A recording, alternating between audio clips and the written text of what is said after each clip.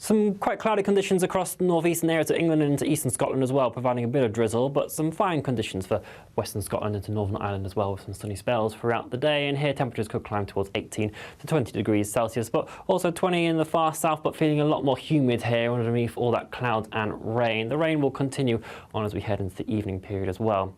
For Scotland, though, the evening is one of that east-west split continuing, so the best of the sunshine to end the day, certainly in the west. That drizzle underneath the clouds still possible further towards the east. Quite cloudy as well for down into Northumberland, parts of Yorkshire and Lincolnshire as well. That cloud and rain then across Wales into central areas could still provide some heavy bursts of rain. We might see some thunderstorms developing throughout the afternoon and evening today as well, and that's certainly something to take care of. It will eventually become a bit slow-moving through Wales into the Midlands, and another rain warning comes in force at the start of Monday as well, with further heavy pulses possible as we head towards dawn. It's not going to be a cool night at all, really. Many of us holding up in teens, 14 to 15 degrees Celsius, with that rain still very much in place first thing. There is some uncertainty in regards to the exact positioning of this rain, but particularly eastern Wales into the Midlands up towards north-east England. It is certainly worth taking care during the day. Some very heavy rain is possible, but do stay up to date with the forecast. Some showers developing in the south, whereas it will be a little bit drier further towards the north, but we'll have that band of rain starting to push its way into the far north of Scotland, and that's a sign of things to come, with a northerly wind setting itself in, so things will be turning cooler over the next few days. Looks like things are heating up. Boxed boilers, sponsors of weather on GB News.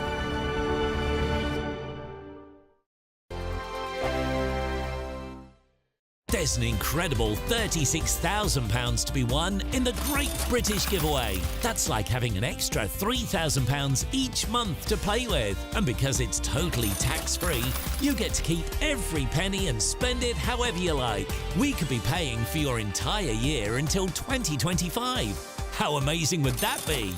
For another chance to win £36,000 in tax-free cash, text CASH to 63232. One entry costs £2 plus one standard network rate message, or text BONUS to 63232. 5 entries cost £5 plus one standard network rate message. You can enter online at gbnews.com/win. Entries cost £2, or post your name and number to GB08, PO Box 8690, Derby DE1 9TT.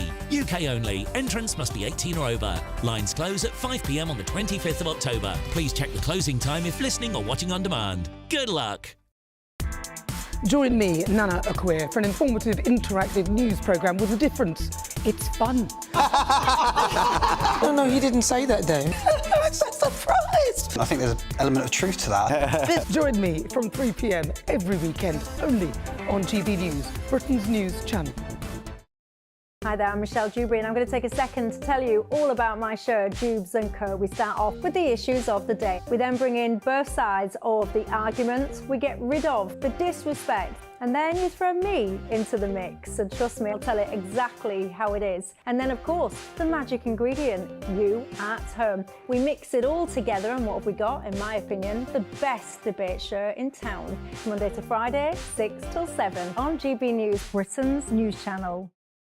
It's Patrick Christie's Tonight, and here we do things differently. It's explaining the absolute madness of this, doesn't it? It's explosive. I mean, this is very good. It's lively. 850. Your government sat there, Sean, and it did nothing. It's controversial. And the Middle East has been in turmoil since before I was born. It's everything you need to kickstart your evening. Everyone's had their Weetabix tonight. I love to see it. That's Patrick Christie's Tonight, weeknights from 9 p.m. Only on GB News, the People's Channel, Britain's news channel. Every Saturday, 10 till 12, we'll bring you all of the news that you need to know. We'll also remind you that there is so much to smile about. It's my favourite time of the week. I get to relax, enjoy some light-hearted stories, and let Ellie teach me about fashion too. That's Saturday Morning Live, every Saturday, 10 till 12. Only on GB News, Britain's news channel. This Monday, the king of breakfast TV is back. That's right, Britain's favourite TV host, Eamon Holmes, returns to Britain's hottest breakfast programme. Breakfast every day from 6 a.m. Only on GB News, Britain's news channel.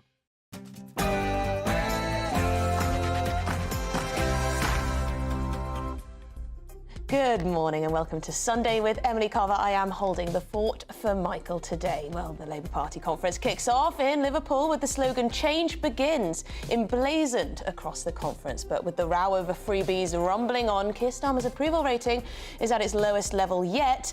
And near daily stories about Sue Gray, his chief of staff, causing trouble. Is the mood going to fall a little flat? Then, as the controversy around Lady Starmer's clothes rumbles on too, I'll be asking a fashion expert if the UK's First Lady should be given her own fashion allowance. And would you ever let another man buy your wife's clothes? Apparently in this case, yes. And there is another Prince Andrew drama on the small screen. Have you seen it yet? Michael Sheen, he's starring in a very royal scandal which tells the inside story of the Prince's Newsnight interview and his subsequent downfall. The reviews are out and they're damning. Will Prince Andrew's reputation ever recover? I'll be asking journalist and historian Alexander Yarman. And finally, we're going to be joined by Stefan Kyrias to discuss the latest in the world of art and theatre. But before all that, your news headlines with Sophie Reefer.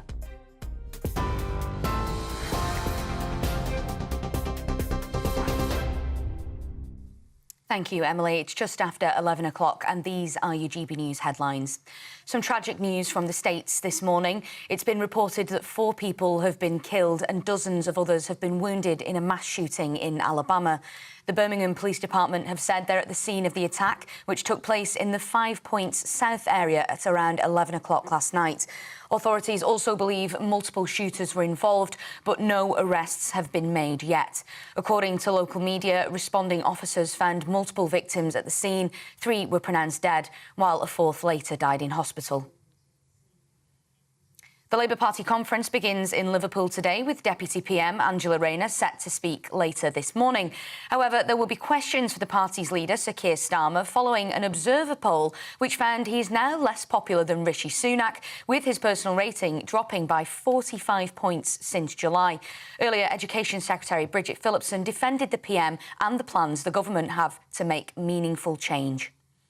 It feels at the minute that really a lot isn't working in our country. We are determined this week here in Liverpool to talk about the change that we're delivering on that will make a difference, that will bring some hope and optimism back. But absolutely fixing the foundations of our economy, stabilising our economy is absolutely crucial because everything else has to flow from that.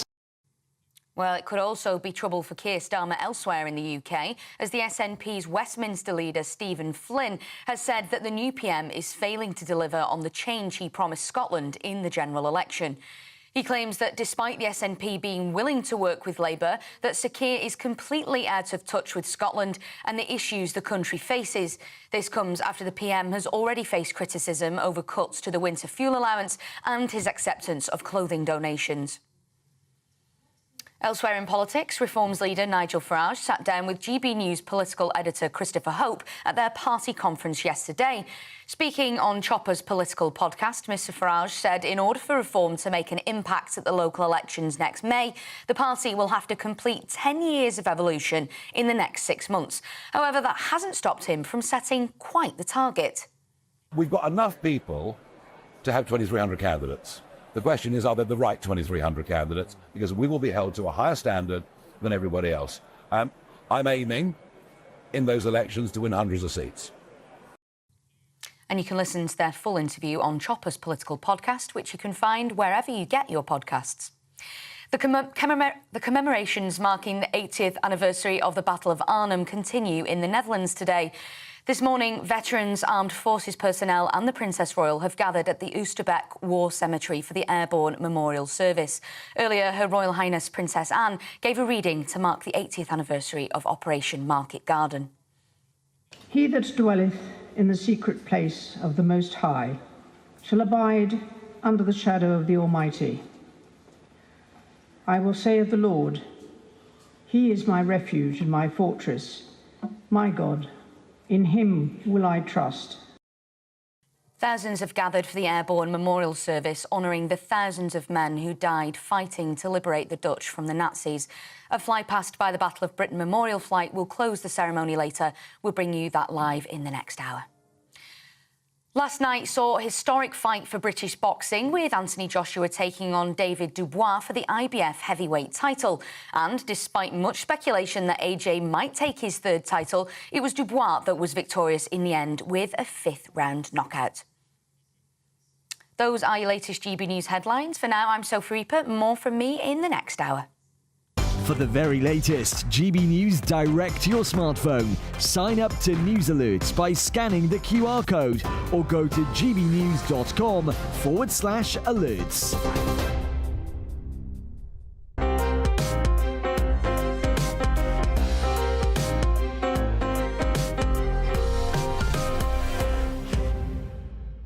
Thank you very much, Sophie, and welcome back. Let's get on to the politics. The Prime Minister, well, he's suffered a 45-point drop in his approval ratings just since July. That's according to a shock new poll by Opinion.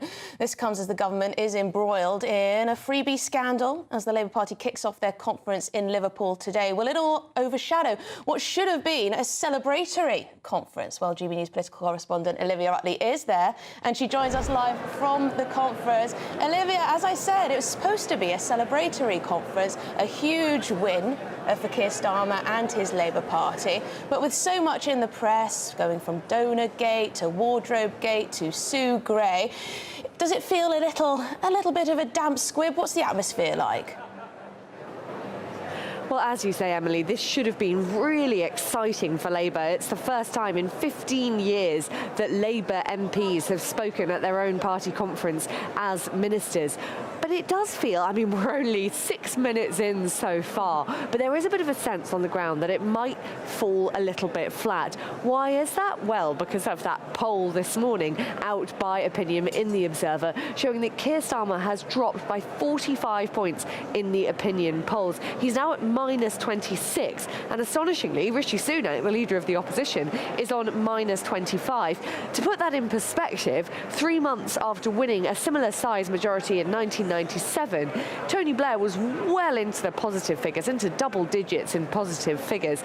And 3 months after winning that general election victory in 2019, Boris Johnson was on around 0. Now, that doesn't sound very impressive, but even at his best, Boris Johnson was a Marmite figure, and he was still 26 points ahead of Keir Starmer in those Opinion polls. To make matters worse, it's not just the wider public who are having some qualms about the leadership that Keir Starmer has shown in his first 3 months in office. All sorts of briefings over the Sunday papers today from backbenchers and from cabinet ministers who say that the number 10 operation has been chaotic from the get-go. There is, of course, the freebie scandal, which is still engulfing the number 10 operation. Questions about why Keir Starmer, why his wife, why various other ministers were prepared to take those free clothes. Did that show a bit of a lack of political nous? And there was also the question about Sue Gray's pay. Now, Sue Gray is fast becoming a sort of Dominic Cummings figure inside number 10. There are lots and lots of special advisors around the Prime Minister who are really frustrated at the amount of power that Sue Gray wields. And that's just made worse by the fact that it's now been shown that she earns more than the Prime Minister, £170,000. It's only a few £1,000s more than the Prime Minister. But again, there's that question of political nous. Why did Sue Gray not just take a slightly lower salary? These are questions which are swirling around the Labour Party conference today. There are certainly some mutterings from behind hands, both from backbenchers and frontbenchers, about how everything's managed to go so wrong within just 3 months, particularly after Keir Starmer ran such a tight ship. He was so disciplined for so many years in opposition in order to get to the point that he's in now. And yet now, it all seems to be falling apart. Well, thank you very much indeed, Olivia Utley, our political correspondent there in Liverpool. Day one of the Labour Party conference.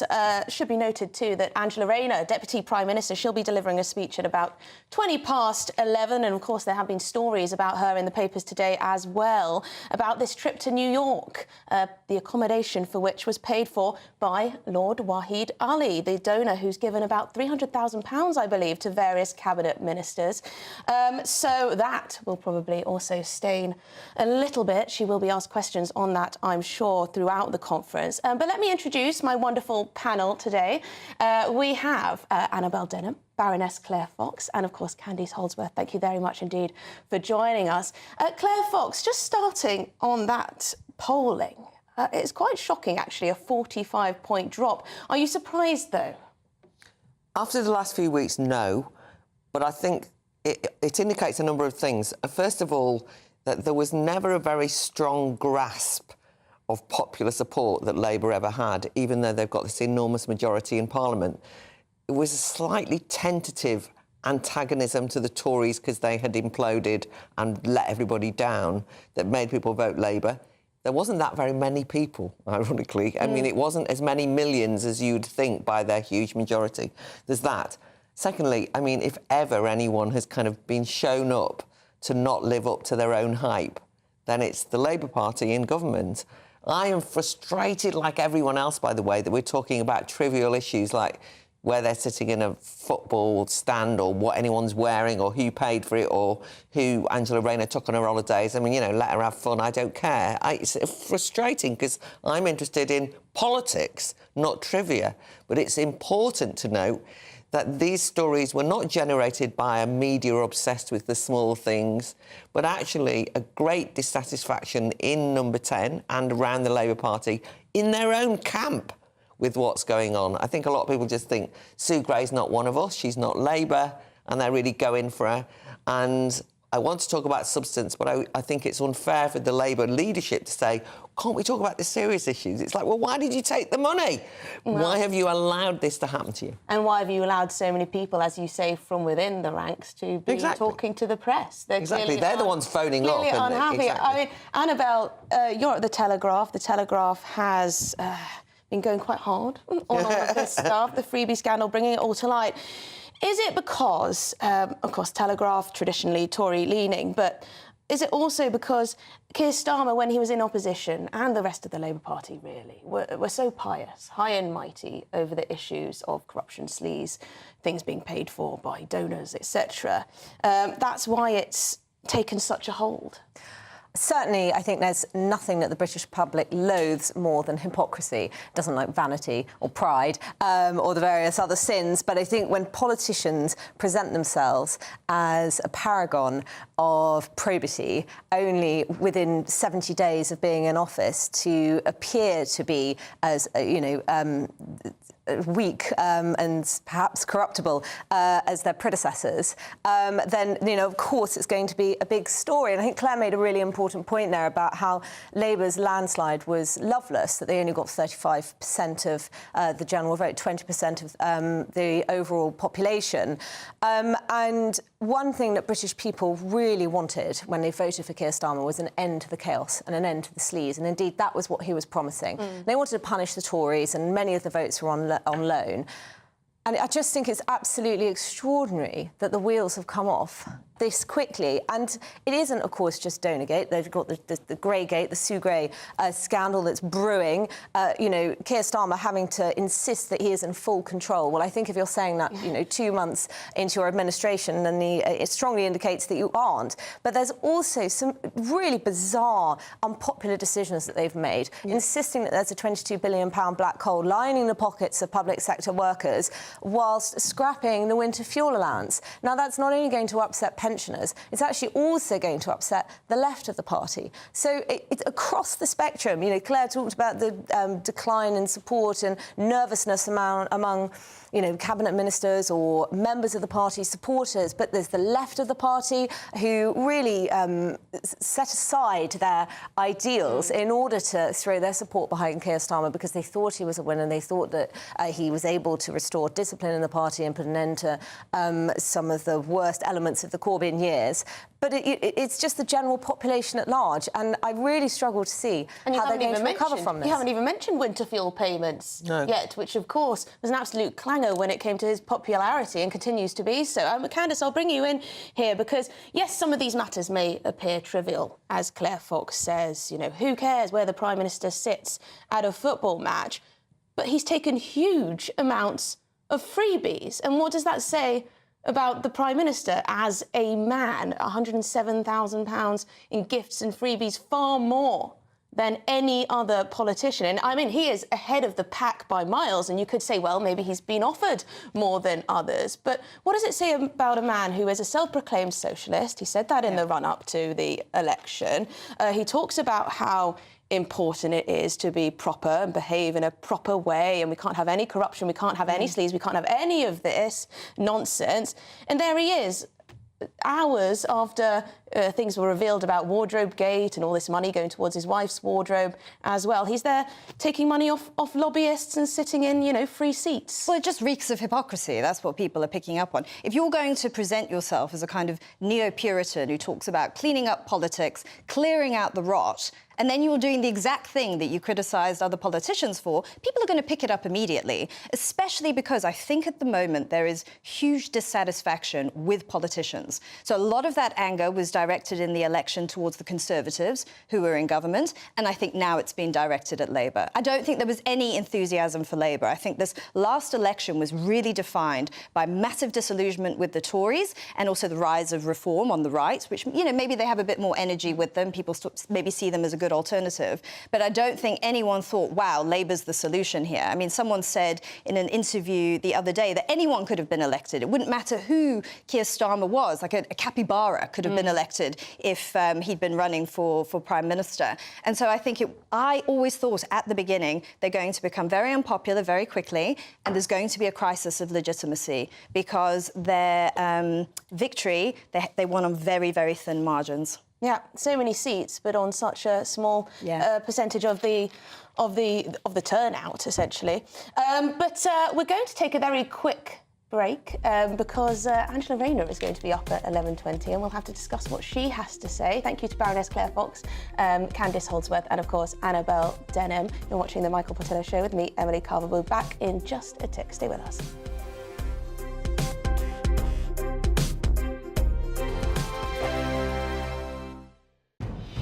Good afternoon, Britain. Weekdays from midday. Luis Elizondo says that he worked at the Pentagon and that he knows that they have recovered material that is not from this Earth. He resigned after believing his government wasn't taking the threat of UFOs seriously. So have they been covering up alien material from us?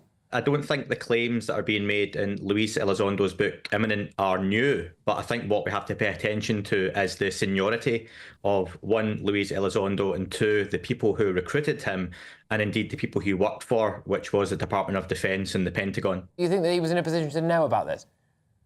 Yeah, he would have been. He would have been speaking to the individuals who were taking part in these investigations. You're showing some of those clips just now that potential incursions by objects controlled by a non-human intelligence, potentially. We're not saying alien necessarily, but something non-human. Seems a bit far-fetched to me, Andrew. I'm a sceptic. When people say sceptical, I think as a species, we're relatively new in terms of what we do in space. But right now, we've got a robot on Mars that drives about and has a little helicopter drone that every so often comes up, flies about away 10 feet from it to collect samples and comes back. Now, a species a couple of hundred years down the line from us would have far better technology than that. So who's to say what we're encountering aren't just really advanced probes from something else that's just slightly ahead of us in the technological scale? I don't think that's too far stretch of the imagination. When you do see things like what we just saw there, which was made public, the New York Times did a big expose on all of this, and actually, you know, the world didn't end. We weren't all outside fighting each other for scraps of food and burning down the nearest Lidl, were we? We just thought, oh, that's quite cool. I think now we have to look at it and maybe take a step back, look at the people coming out now, talking about UFOs and thinking, is there something to this that we've maybe been overlooking? GB News, the People's Channel. Mark Dolan tonight is your weekend dose of news, debate and entertainment. This sounds like a wild conspiracy theory. Don't miss my big opinion. Mark Meets at my take at 10. Democracy is a funny old thing. And we don't do boring, not on my watch. I just won't have it. Let's go and get another glass of that bubbly. You've earned it. That's Mark Dolan tonight, Saturday and Sunday, 9 to 11, only on GB News, the People's Channel, Britain's news channel. Are the newspapers getting you down? My wife didn't divorce me that month. Struggling to separate the wheat from the chaff? I know that it's a bit of a circus at the best of times. Well, don't worry. Headliners has got you covered. We'll take the burden of reading the day's news, and if we get depressed, who cares? It's an occupational hazard, frankly. That's Headliners on GB News from 11 p.m. till midnight, and the following morning, 5 till 6 a.m. on GB News, the comedy channel. Nah, just kidding. Britain's news channel.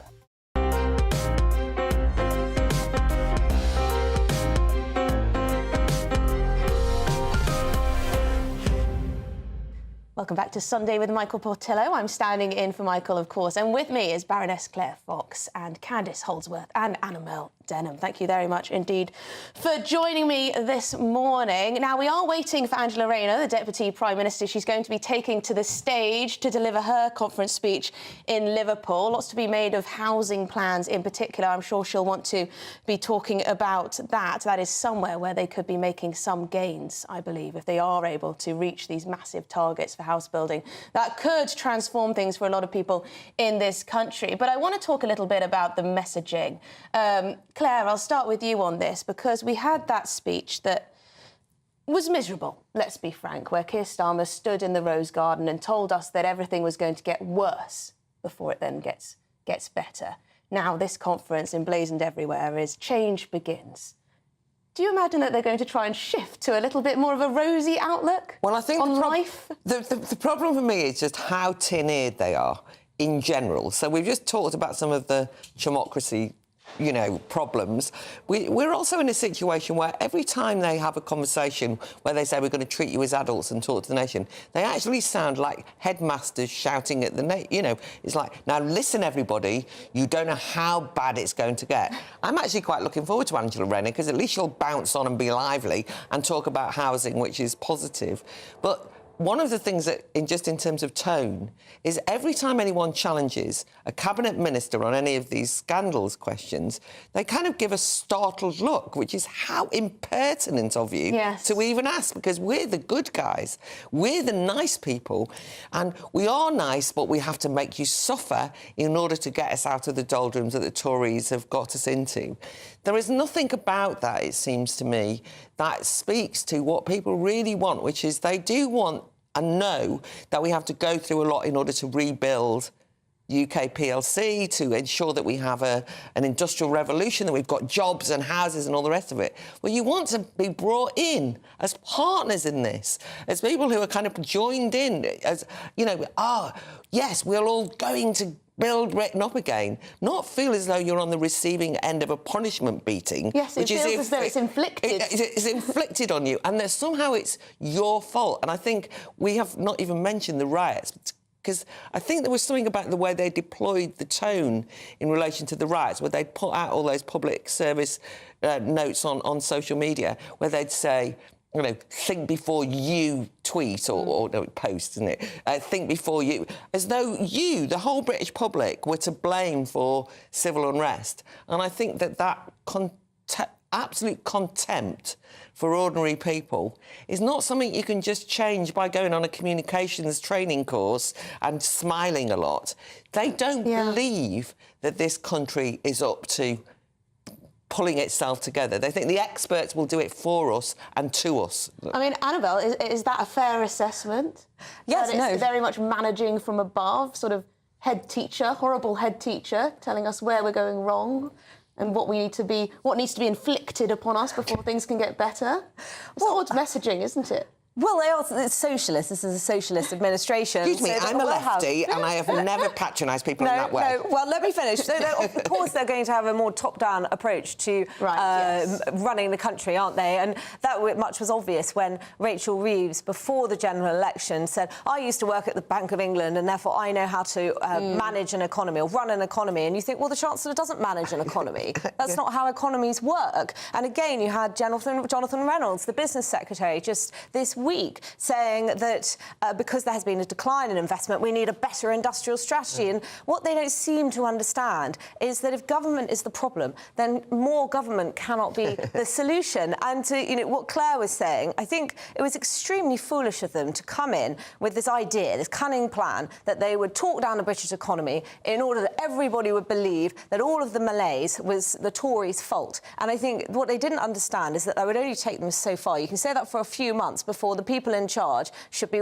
held responsible for the situation that we're in. And as a consequence, we've had a decline in business confidence. We've had a decline in consumer confidence. We've had households worrying about their finances and worrying about the economy in a way that they haven't, you know, probably since we came out of the COVID lockdowns. And that has far-reaching implications. Businesses are going to delay hiring and investment decisions. That's going to have a knock-on effect on the UK economy. So these actions have consequences consequences. And what they've also done... Maybe so many years in opposition has meant that they didn't quite realise just how many consequences there are to what they're saying. It's almost as if Keir Starmer thought that he could stand up there and deliver this message that the Tories have left us this awful inheritance. Things are going to get really bad before they get better, but please stick with us to see just how bad.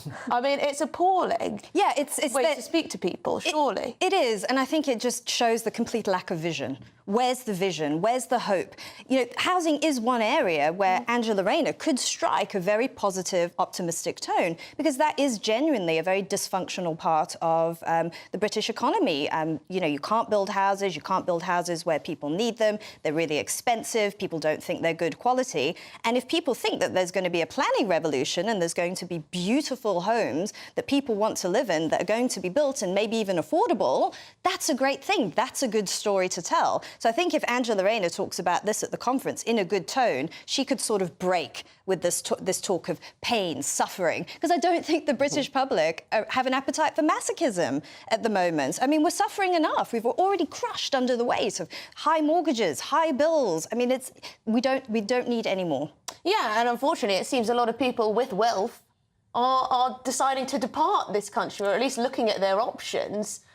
Which isn't great. I mean, you will see people on the left say, oh, fantastic, we don't want you anyway.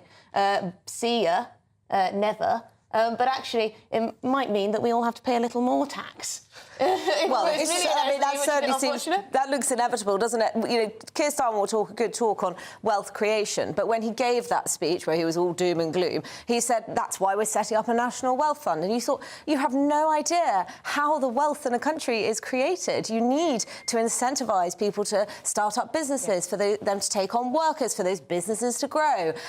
What you don't need to be doing is laying out this smorgasbord of tax rises, not telling people which ones you're actually leaning towards, so that businesses have the uncertainty that Labour promised they would end after the Tory chaos. And people just selling things off in the meantime, right? Yes, to make sure that entrepreneurs fleeing the country. Their wealth, Claire. I think what you need is to create an atmosphere of economic dynamism. And that doesn't mean, by the way, just doing kind of boosterism, because I did get fed up of some of that under Boris Johnson, where you kind of talk the talk but don't do anything. But when you actually think about what they've policy-wise done, or what they're promising to do, they say we're going to have a massive reform of the NHS. I'm delighted. I think Wes Streeting talks a good story. The next minute, they get on, you know, Keir Starmer goes on and says, that's why, in order to save the NHS, we're going to ban smoking outside pubs. And you think, what? What happened there? And they've done exactly the same with junk food, advertising and all the rest of it. Suddenly, the big reform of the NHS is sidelined by their very, very downbeat, not just anti-business, but anti-individual freedom in order to push things through. So I think that, Candice, you're absolutely right. Where's the vision there? So I think that they can't just... I mean, even with the housing, just to say on the housing question, they themselves have said they're going to abolish leasehold. Well, if you're going to build all these flats, by the way, they're going to be leasehold flats. Right, well, why... So what are they going to do? Speaking of housing, Deputy Prime Minister Angela Rayner is now speaking at the conference in Liverpool, I believe. No, actually, not quite. We are still waiting for Angela. We're still waiting for Angela. She's probably just prepping her last notes, making sure she looks smart before she comes onto the stage. I mean, she is one of the favourites, isn't she, among the party faithful? People like her. She has a bit of pizzazz. She appears to say what she means. But there are a few scandals on her watch as well. Yes. I mean, she's also reported to have taken donations from this Lord Ali. Oh, that's it. But the thing is with Angela Rayner is she is seen as a future Labour leader and she is popular within the party. But if you look at her constituency, her majorities have gone down year on year on year on year. I mean, you know, that doesn't match up with the wider public perception of Labour, which I think are failing to connect with the public in a big way. There's a danger with Angela Rayner that people go, we are a working class party. We haven't given up our roots. We've got Angela Rayner. Yes. I mean, it is a bit like the pet working class person. I find that so deeply insulting. And it misses the point about what Labour have done in abandoning their red wall voters over some time and actually sneering at them and kind of like, oh, you backwoodsmen, you know, knuckle draggers who voted Brexit and all a bit racisty, really, and we know that you like reform. But we've got Angela Rayner, so we're all right. So I think that if I was Angela Rayner, I'd feel rather insulted by the role she apparently plays for them. I mean, Annabelle, with all this housing stuff, we're talking about it in very positive terms, but we are expecting lots of interventions when it comes to the rental market in terms of landlords that may backfire in terms of the rights of tenants and things. She's promising decent homes for everyone, which is fantastic as an aspiration, but quite difficult to get right when it comes to legislation.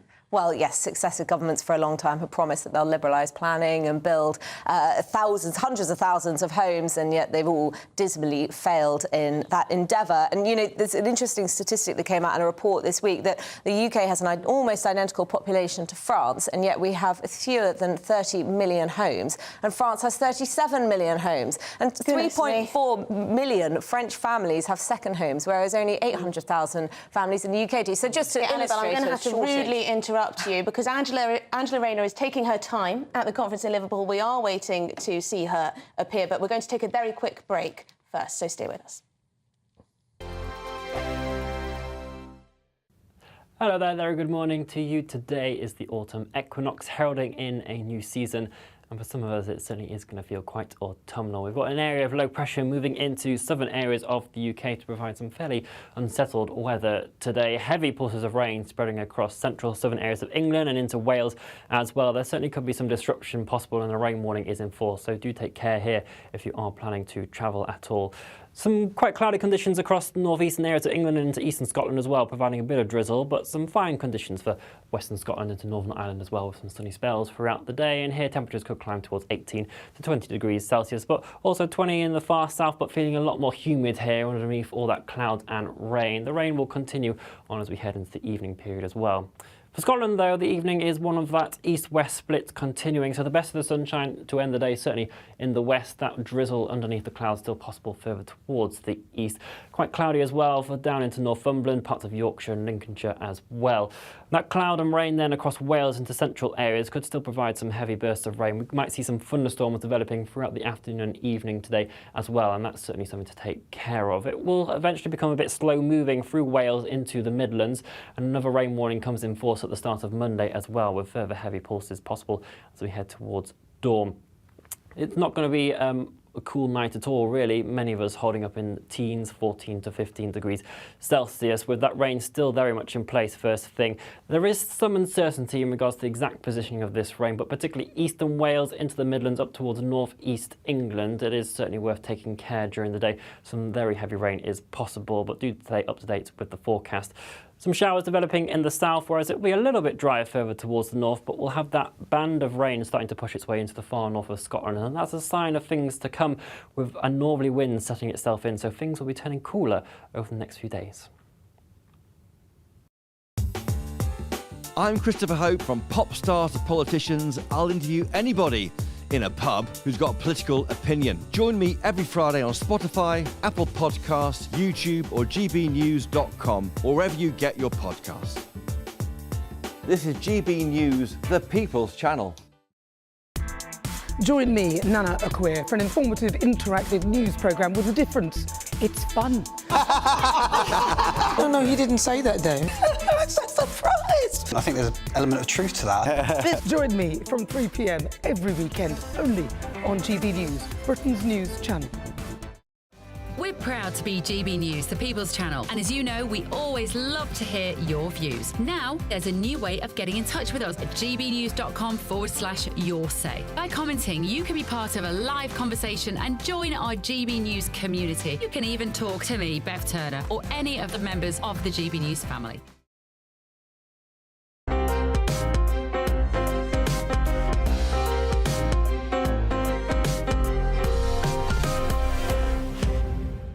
Welcome back. Now, the Prime Minister, he failed, of course, to disclose that Labour peer Lord Ali had donated £5,000 worth of high-end clothes and a personal shopper to Starmer's wife. Now, the Prime Minister has insisted that no wrongdoing took place, and Parliament's standard watchdog will not be investigating the matter. But I want to take this debate into a slightly different direction and ask the question whether this country's First Lady, as it were, if we can call Lady Victoria our First Lady, should they have their own clothing allowance? After all, whether you voted for them or not, the Starmers do represent us on the world stage. That's indeed what Foreign Secretary David Lammy said when he was asked about this. Or do you say, no way, well, the Prime Minister earns well over £100,000. He can buy his own wife clothes. Well, to discuss this, we're joined by fashion expert Orion Robb, who has spent the past decade helping people discover and showcase their own style. Thank you very much indeed for joining us. I should say that we are still waiting for Angela Rayner, the Deputy Prime Minister, to take to the stage in Liverpool. We will bring you some of that when we get it. But Orion, just on this, it's been a rather bizarre story for a lot of Brits to see that a donor would be funding a new wardrobe for the Prime Minister's wife. But let's talk about how this works in practice. I mean, £5,000 is the figure that we're told. What could that buy you? What could that buy you in the luxury high end? Well, £5,000 is definitely a lot of money for a lot of people. But when you kind of do your when you divide into the whole outfit, that can very quickly be spent.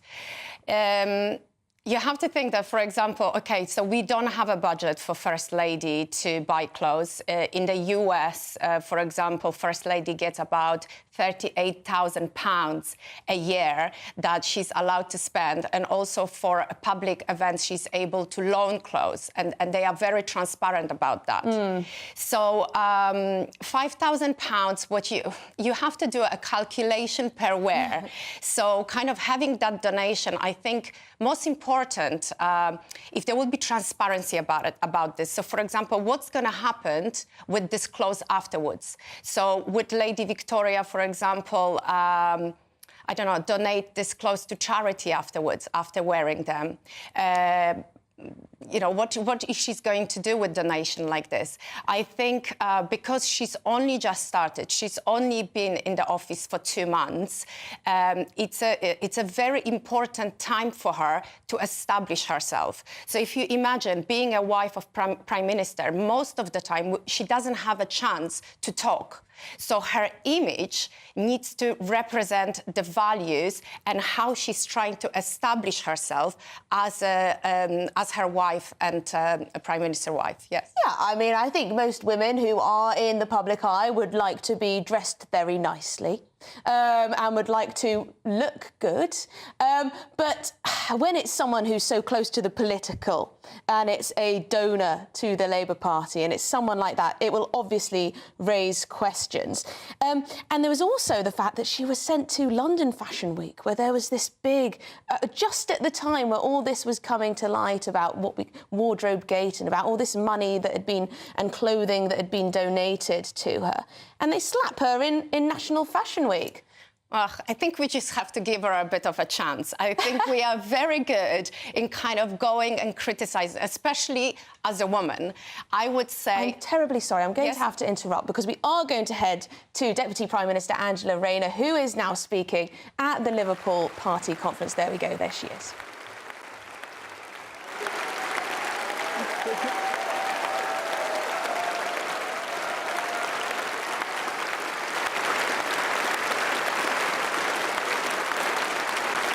Thank you. Thank you. I'll try not to get too emotional, but... And thank you, Paul, for that introduction, and thank you for what you and your members do to support people across this region.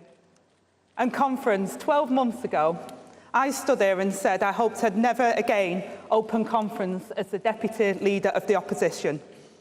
So it's an absolute great honour of my life to stand here today as your Deputy Prime Minister.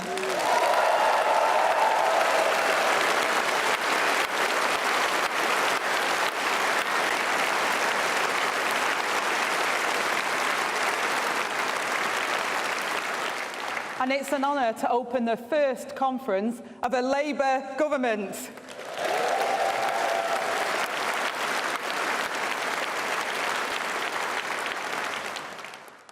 And conference, I want to start off with my first thanks that are to the British people. You entrusted us with the task of change, and we will not forget it. You kept faith with us, and we will keep faith with you. And let me thank all of you in this room too, and my brilliant ministerial team who are already delivering on our promises.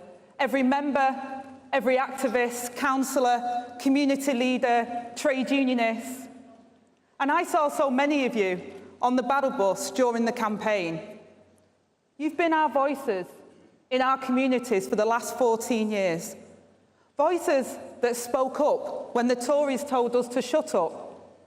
They thought our party was history, but this year conference, we made history together.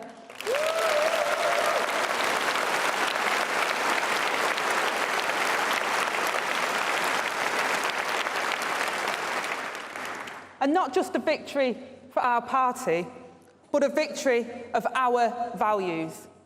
A victory not of politicians, but of people.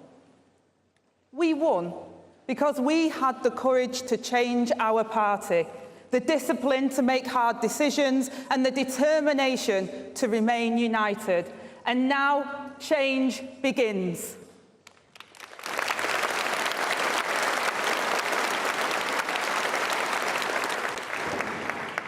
Even now, especially now, there will be no complacency. We've seen where that leads. Don't forget what they did. Partygate, COVID contracts, the lies, division, scapegoating, and the unfunded tax cuts for the richest that crashed our economy. Don't forget any of it. The Tories failed Britain, and they tried to cover it up.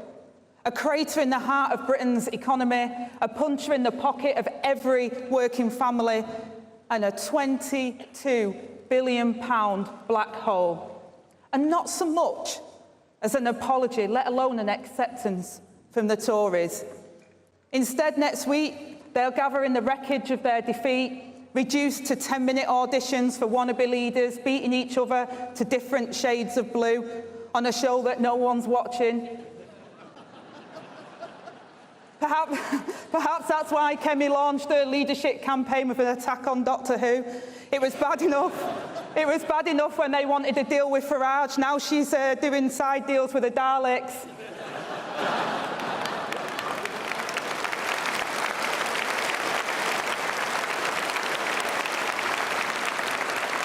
But conference, at least after 3 months of shadow housing secretary, she's finally expressed a concern about a tenant. It's just a pity it's David Tennant.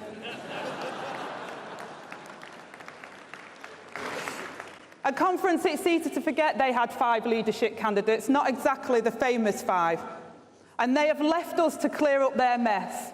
And I'm not just talking about the wallpaper in number 10. The Tories have left us facing tough choices. And even tougher ones face families across Britain struggling to make ends meet. And look, I get it. Balancing my own department's budget brought me back to the old days when I had 60 quid to get me through and my son through the week. I know more than most that every pound counts. So let me be blunt. We can't wish our problems away. We have to face them. That's the difference between opposition and government. But conference things can get better if we make the right choices. Sustained economic growth is the only way to improve the lives of working people. And we're fixing the foundations to put Britain back on the path to growth. No more talking, but doing. 80 days in government, and we've been busy. A devolution revolution, a bill to deliver new rights and protections for renters, planning reform to get Britain building, a landmark review to fix our NHS, a child poverty task force, 100 new specialist officers to tackle criminals, an end to one-word Ofsted inspections, ending the ban on onshore wind and fines for bosses who pollute our waters, bills to kickstart Great British Energy and to prevent another Liz Truss disastrous mini-budget, put buses in local hands and bring rail into public ownership. Conference change has begun.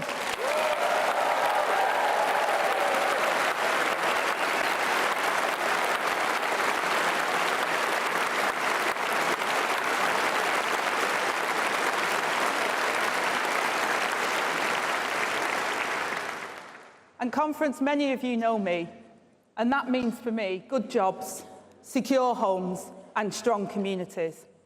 Fixing the foundations of a good life. I know it only too well because they were the foundations on which I built a life for my own family.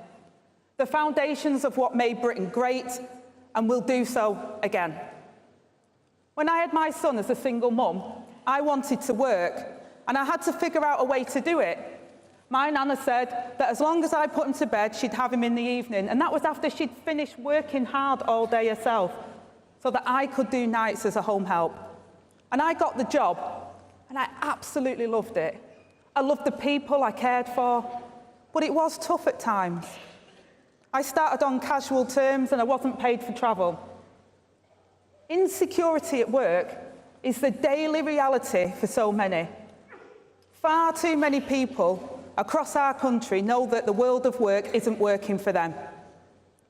Now, you may have heard me mention that I was a trade unionist. And if you don't know that, I should probably tell you that Keir's dad was a toolmaker.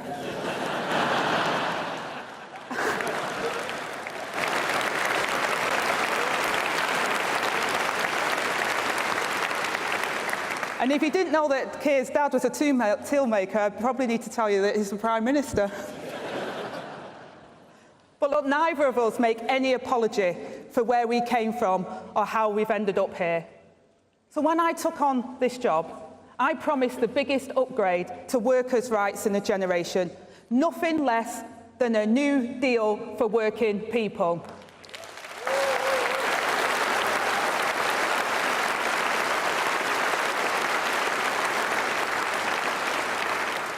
And I can confirm today that the Employment Rights Bill will be tabled in Parliament next month.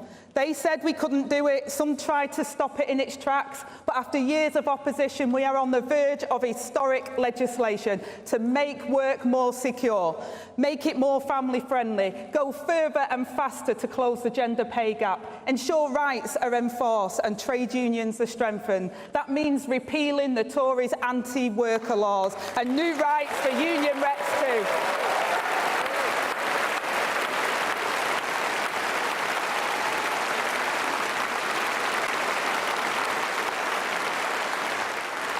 A genuine living wage and sick pay for the lowest earners, banning exploitative zero-hour contracts and unpaid internships, ending fire and rehire, and we will bring in basic rights from day one on the job.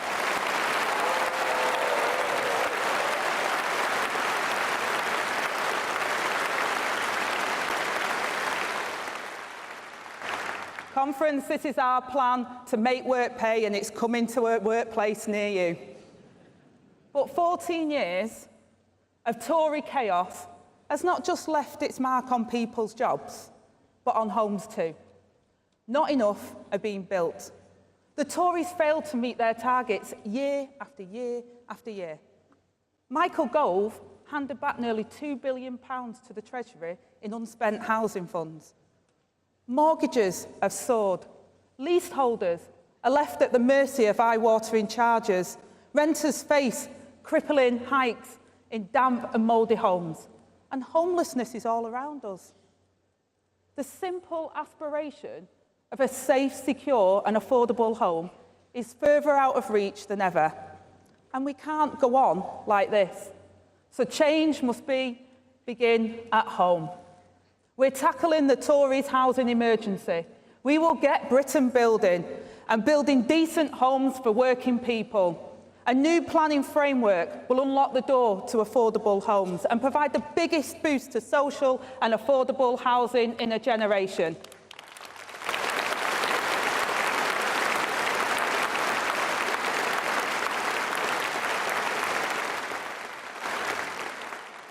And Conference, our renters bill will rebalance the relationship between the tenant and the landlord, and we will end no-fault evictions for good.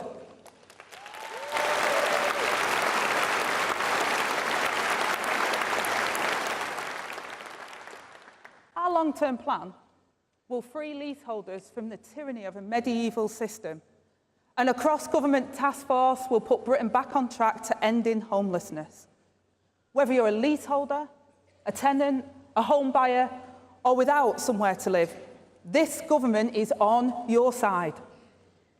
But my mission is not just to build houses, it's to build homes, because we cannot build at any cost. These new homes must be warm, secure, and most importantly, safe. We will give families the security they need to have the best start in life. I know firsthand the difference a decent home can make. When I was growing up, we didn't have a lot, but we had a safe and secure home. Today, not everyone does. Working with the Prime Minister on Grenfell inquiry was one of the most sobering moments of my career. 72 lives lost, 18 children, all avoidable. A fatal failure of market and state, and a tragedy that must never happen again.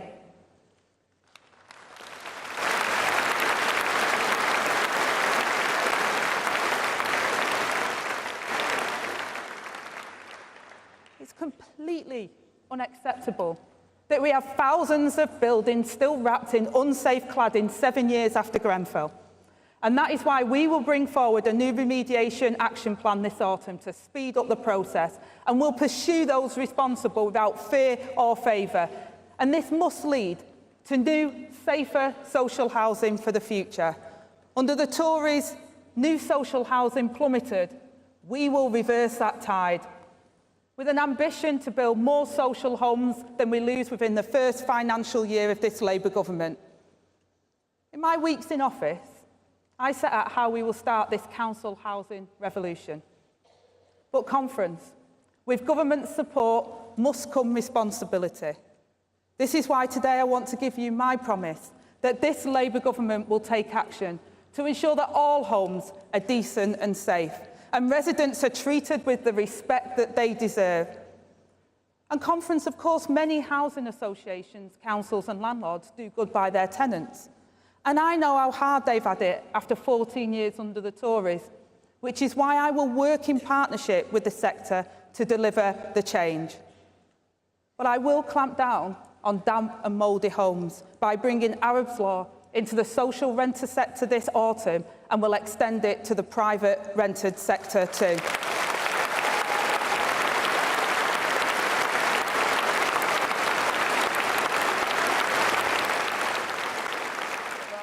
The Deputy Prime Minister, Angela Rayner. She's, of course, speaking at the Labour Party conference in Liverpool. It is day one. She is the first big speech there. Some reaction from the crowd, some reaction from you in the inbox. She spoke about how their election is the victory of the people. They want to pursue what the people want. Change begins now. Lots of that. Change begins now. Lots of talk about the Conservatives. She spoke about Partygate, COVID contracts, lies, division, unfunded tax cuts, crashing the economy. She says, you know, the Tories failed Britain and they tried to cover it up. Are we still talking about that, though? Are we still talking about, though? They've been in power since July the 4th. Let's have a look at what you make of what she had to say there. Of course, she's talking about social housing as well, the need for more housing.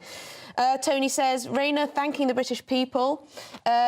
80% of the people did not vote for them. That is true. Hock says there doesn't seem to be a lot of happy smiley faces in the audience.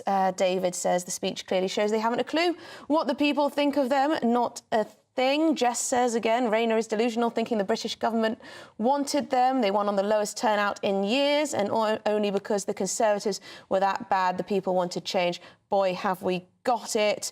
Terry, Rayner's speech is puerile, childish, usual slagging off of the opposition. Not much positive, I must say, that you have to say. It's a very difficult time, really, for Angela Rayner to take to the stage and talk about positive change, what with all of the headlines dominating the newspapers about Donorgate, Wardrobegate, the difficulties with Sue Gray at Number 10, all of the disagreements there, all of the briefings from people inside Number 10 briefing the newspapers about Sue Gray, about how decisions have been made, why passes have been given to ex-donor and who made those decisions and all of that. But there you go. That was the Deputy Prime Minister, Angela Rayner, at Liverpool. We're going to take a quick break, have a little look at the weather and be back in a tick. A brighter outlook with Box Solar, sponsors of weather. on GB News. Hello there, good morning to you. Today is the autumn equinox heralding in a new season. And for some of us, it certainly is going to feel quite autumnal. We've got an area of low pressure moving into southern areas of the UK to provide some fairly unsettled weather today. Heavy pulses of rain spreading across central southern areas of England and into Wales as well. There certainly could be some disruption possible, and a rain warning is in force. So do take care here if you are planning to travel at all. Some quite cloudy conditions across the northeastern areas of England and into eastern Scotland as well, providing a bit of drizzle, but some fine conditions for western Scotland into Northern Ireland as well, with some sunny spells throughout the day. And here temperatures could climb towards 18 to 20 degrees Celsius, but also 20 in the far south, but feeling a lot more humid here underneath all that cloud and rain. The rain will continue on as we head into the evening period as well. For Scotland, though, the evening is one of that east-west split continuing, so the best of the sunshine to end the day, certainly in the west. That drizzle underneath the clouds still possible further towards the east. Quite cloudy as well for down into Northumberland, parts of Yorkshire and Lincolnshire as well. That cloud and rain then across Wales into central areas could still provide some heavy bursts of rain. We might see some thunderstorms developing throughout the afternoon and evening today as well, and that's certainly something to take care of. It will eventually become a bit slow-moving through Wales into the Midlands, and another rain warning comes in force at the start of Monday as well, with further heavy pulses possible as we head towards dawn. It's not going to be a cool night at all, really. Many of us holding up in teens, 14 to 15 degrees Celsius, with that rain still very much in place first thing. There is some uncertainty in regards to the exact positioning of this rain, but particularly eastern Wales into the Midlands up towards north-east England. It is certainly worth taking care during the day. Some very heavy rain is possible, but do stay up to date with the forecast. Some showers developing in the south, whereas it'll be a little bit drier further towards the north, but we'll have that band of rain starting to push its way into the far north of Scotland, and that's a sign of things to come, with a northerly wind setting itself in, so things will be turning cooler over the next few days. That warm feeling inside from Boxed Boilers, sponsors of weather on GB News.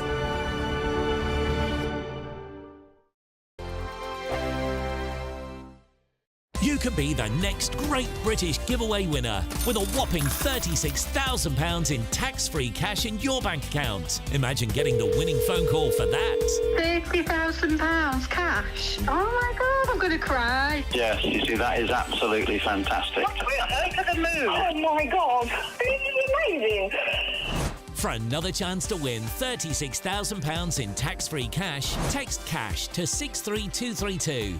One entry costs £2 plus one standard network rate message. Or text BONUS to 63232. 5 entries cost £5 plus one standard network rate message. You can enter online at gbnews.com/win. Entries cost £2. Or post your name and number to GB08, PO Box 8690, Derby DE1 9TT. UK only.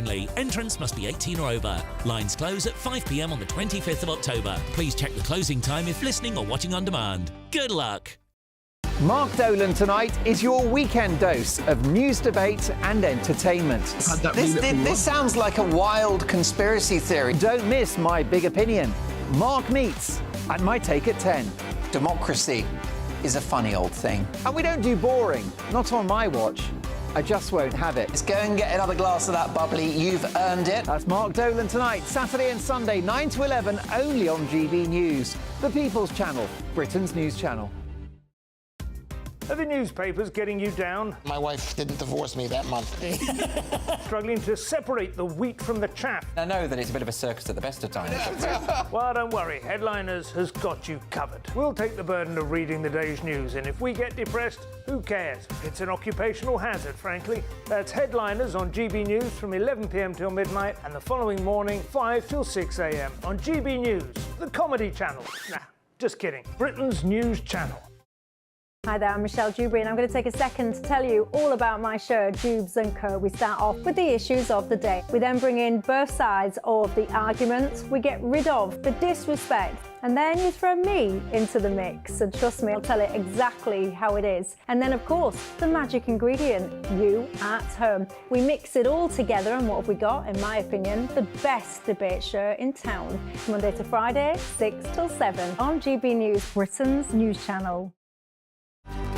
Good afternoon, Britain. Your lunchtime update on the stories that matter across the UK.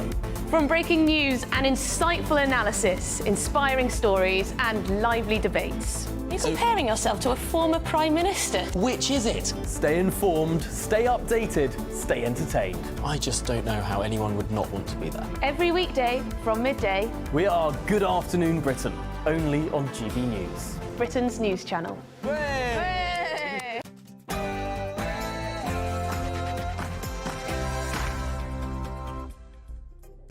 Welcome back. You're watching Sunday with Michael Portillo, but instead with me, Emily Carver. Thank you very much indeed for joining me. Now, up next, we're going to be joined by entrepreneur and economic expert Roger Gievold to discuss the Bank of England and interest rates. When will they go down? He's not very happy, actually, Roger. He's got a lot to say on that today. And we also have the Apprentice star, Stephanie Affleck, who'll be joining me to discuss how a random Google search made her business boom. And in our Taste of Britain segment, Hannah Harley-Young will be here to tell us how, despite an upsurge in posh crisps, the British public are opting for the classics. I quite like posh crisps. We'll see how they're going down with the greater public. Of course, we're also going to be catching up with what's been happening in Liverpool at Labour's party conference. It is day one. Some are saying it's all been overshadowed by all this talk of Donorgate, what's going on with Sue Gray in Number 10, what's going on with Wardrobegate, all of these football tickets. Has it been overshadowed? We just heard from Angela Rayner, so we'll get the view from our political editor,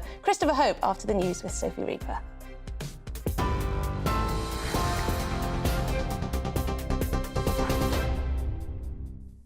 Thank you, Emily. It's just after midday, and these are your GB News headlines.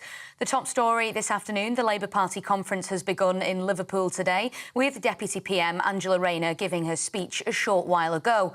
She addressed concerns around the Labour Party whilst also hitting out at the previous Conservative government. There will be no complacency. We've seen where that leads.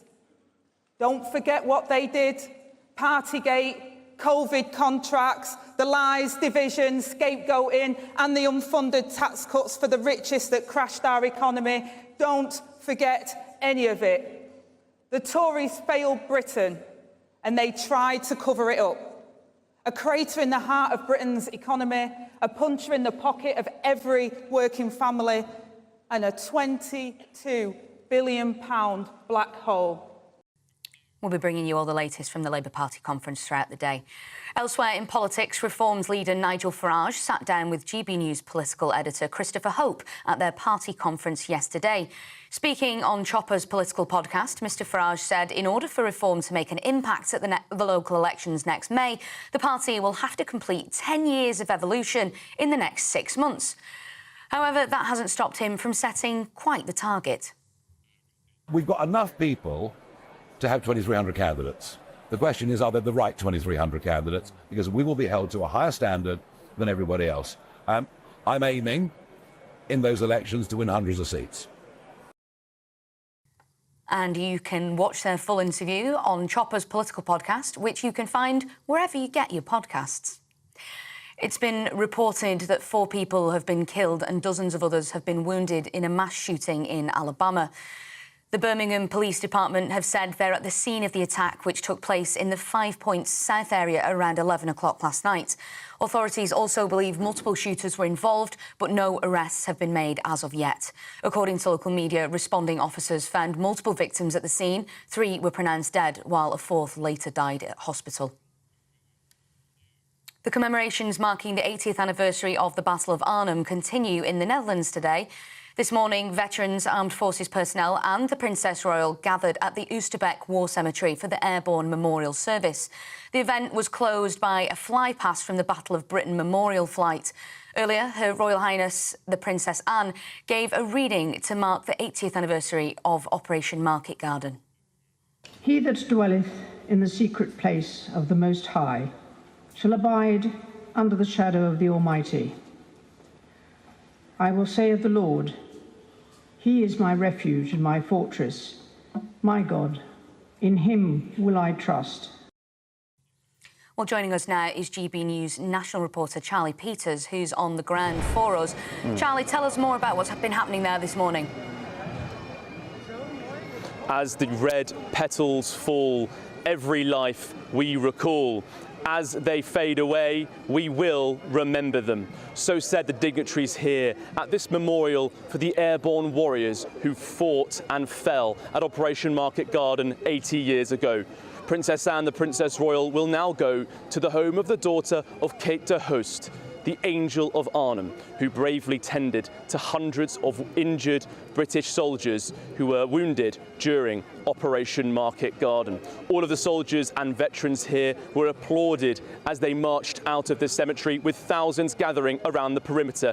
80 years on from Operation Market Garden, we will remember them. Thank you for bringing that to us, Charlie. Last night, in the world of sport, a historic fight for British boxing, with Anthony Joshua taking on David Dubois for the IBF heavyweight title. And despite much speculation that AJ might take his third title, it was Dubois that was victorious in the end with a fifth-round knockout. And finally...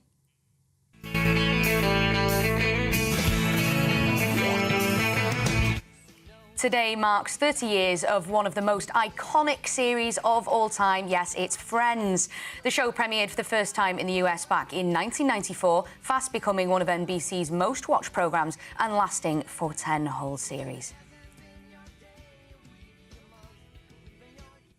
They really were always there for us, weren't they? Those are your latest GB News headlines for now. I'm Sophie Reaper. More from me in half an hour.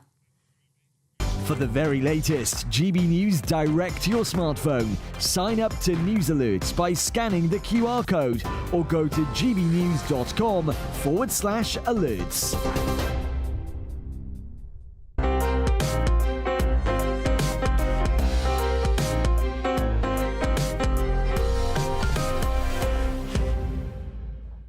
Welcome back. You're watching Sunday with Michael Portillo. I'm standing in for Michael this afternoon now. We just heard from the Deputy Prime Minister and Housing Secretary Angela Rayner. She spoke a lot about what Labour will do for the country. She also thanked the country for putting Labour into government. She also spoke about housing, which of course comes under her Housing Secretary brief. But it's a difficult day too for the Labour Party. They're kicking off this conference at the same time as the Prime Minister has suffered quite the drop in approval ratings, 45 points just since July. That's according to a shock new poll, and of course the government is embroiled in this ongoing freebie scandal. But let's turn to GB News political editor Christopher Hope, who is at the conference.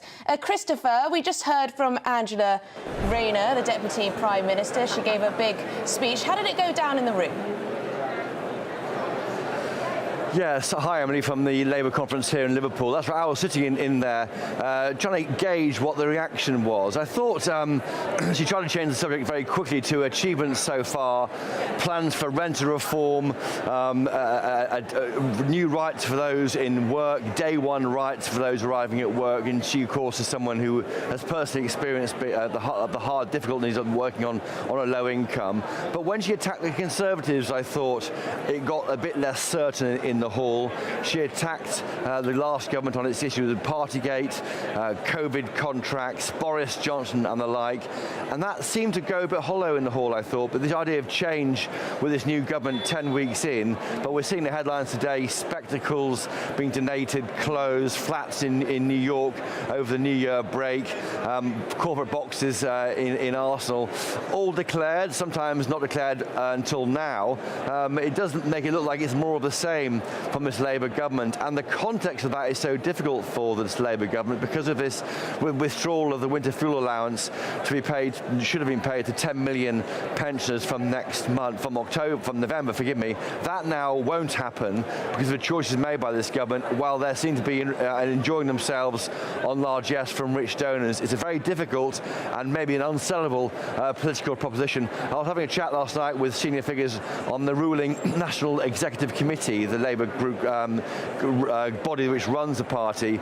They have told me that this has been red flagged to them, this idea of this removal of this benefit, but the NEC is not sure whether to raise it now or let Starmer and the team get on with it, because they want to be supportive of this government for 5 years. We are just 10 weeks in, and it does feel in some ways more of the same, of this lack of discipline that's run over from the Tory government to the new Labour one.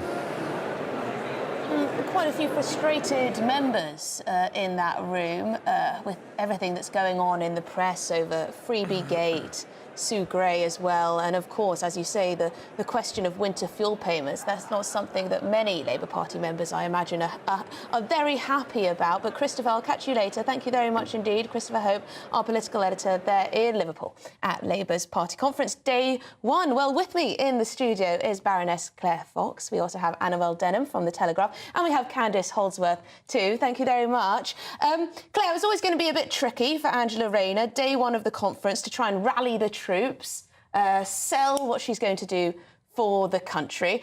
How do you think it went down? So I think that one of the problems when she tries to attack the Tories for Partygate, as we've just heard from Chris Hope there, is that as soon as she does that, everybody goes, yes, but don't talk about that because we're in the middle of a scandal, right? So I think that's daft. If you're going to attack the Tories, don't do it on that for now. And even the PPE contracts, I think the whole sleaze thing is an issue they should maybe just move away from. On the other hand, I think that her talking up of the importance of housing is very central. And as it happens, workers' rights, I'm not opposed to that. But if you look at the detail, it's a bit more complicated because actually it's very important that those houses are actually built, not spoken about. It's fine to say remove the planning laws, but then we actually will find that there are other parts of government that are going to make housing a nightmare for people. So, for example, Ed Miliband has just announced... the words to fill dread into any ordinary person's heart, has just announced that, in fact, we're going to have to go back to those heat pump boilers. Now, let me tell you, that means that ordinary people who live in houses or any new houses that are built are going to be subject to the most ridiculous green regulatory imposition of what kind of boilers you have, would you believe, that are going to be both expensive and not keep you as warm as you want to be. And actually, the reason we've got a fuel crisis that means you need an allowance if you're old is because energy is so expensive because of net zero targets. So, you know, one way or another, it's not as simple. The other thing about housing that we can't forget is that with, say, social housing, which I'm all for building much more of it, and even multiple occupancy, is there are now problems in relation to the question of immigration. And I don't, you know, I would just like to say that there are going to be rows over who's getting housed, you know, who's at the top of the queue, how those multiple occupancy blocks are being used. And we've seen tensions around housing and immigration in every country. And then finally on workers' rights, because workers' rights, I'm a lefty, I should be all over this, right? Except then it's like the right to work from home. It's like, oh, for God's sake, that's pathetic. It's barely working. You know, the right not to be disturbed by your boss by email. I mean, in other words, just because Angela Rayner has said the words workers' rights, we shouldn't imagine that it's a straightforward step forward for ordinary working people. It's quite remarkable, Annabel, isn't it, that Keir Starmer did say that this government would tread lightly, I think is what he said. It is. Very much not treading lightly in all sorts of different areas. Yes, across the full spectrum, really. He said he would tread lightly on all of our lives. But as Claire said earlier, you've got the potential ban on smoking in pub gardens. You know, who is that really hurting? There'll be an expansion of the nanny state. Businesses are very worried about, you know, Angela Rayner's New Deal for workers and what that will mean for hiring and staff retention. Yeah. Because ultimately, you know, companies probably do have occasions where they need to contact staff outside of working hours. Exactly. And there will be situations in which flexible working doesn't work for the business owner. And particularly small businesses are going to be really impacted with this, where they can't cushion some of those regulations as easily. So I think that that's immensely worrying. For Angela Rayner specifically, difficult for her to come in and strike a message of optimism with all of the scandals that are engulfing the Labour Party at the moment. As Claire says, I do think that the right approach is to just trot out the very tired line about 14 years of Conservative government and how they were marred in sleaze and chaos, because it's just a reminder that Labour is suffering some of these problems themselves. Them all out. Partygate, COVID contracts, lies, division, unfunded tax cuts. cuts, crashing the economy, all of them. I think people are bored of it now. They want to be presented with a message of optimism and of a Labour vision. And, you know, there are three things I think that we hoped Labour would do, despite all of the problems that they might create in the economy. And one was housing, and it's good that they've got this target to build 1.5 million homes. Whether they're going to deliver it, I'm not too sure, because they have this new algorithm which seems to be all about building homes where they're not actually needed. So, for instance, the target for London declined from 100,000 to 80,000. I mean, how could that possibly be accurate? Then there's infrastructure. Again, you know, the government does need to invest in longer-term business building projects. So the proof will be in the pudding there. And the final thing is the NHS. Well, they've talked very good talk about NHS reform, but ultimately, all we're hearing about is prevention. And what that means to me is you change your behaviour so that you can protect the NHS, so that you can stop the institution from being overburdened. They're doubling down on that, aren't they? Everything we heard during the pandemic and before. Claire raised an interesting point about the social housing, and this may become more and more controversial. Social housing at the same time as we have huge numbers of people who've just arrived in this country who need to be housed. If those people are pushed right to the top of the social housing list, how is that going to go down? Yeah, well, that's it. And I think that at the moment, because there is so much unhappiness about the situation of housing in this country. I think if people felt that they could live in the houses that they wanted and they were affordable, they would feel less resentful of other people, people they perceive taking houses when they haven't lived here as long, haven't paid into the system. And that's a huge problem, because the population has grown massively in the last however many years, but things like housing have not kept pace at all. And, you know, when you look back to periods of great prosperity and growth, like the Industrial Revolution, housing and energy, like Claire mentioned, were the huge driving forces behind it. I mean, you saw the growth of cities like Birmingham, like Manchester, whereas now we have the problem where everything's concentrated in London. And, you know, you need to see more imagination in terms of how we can drive growth outside of London as well. So, you know, everyone isn't always just trying to pile into the big cities, and you can see the growth of amazing places like Manchester, which drove so much of our thinking, our liberal thinking, our thinking about free markets and free trade. There's also a question of why so much focus on social housing. It's across the board that we're lacking in housing. Private rentals, you know, people who pay the full whack on their rents. Yeah, I mean, up and up. Look, I think we need... I don't want to fetishise social housing. It's just that the Labour Party do. And all I'm saying is that's going to be a source of tension. We need a lot more houses, and I don't want to slag off the Labour Party on this. They at least are talking the kind of talk I like, which is they're just saying build, build, build. And I want a bit more build, build, build. And the Tories actually backed off from that. They got rid of national targets. They gave in to NIMBYism big style, and they were hopeless, right? So if the Labour Party were to deliver on this, it's just that I don't believe it. Well, we shall see. The proof will be in the pudding. That's what they're asking us to believe. Change begins now, and that's one of the things. Thank you to my wonderful panel. Up next, I'm going to be joined by entrepreneur and financial expert Roger Guivolve to discuss the current economic outlook. Stay tuned.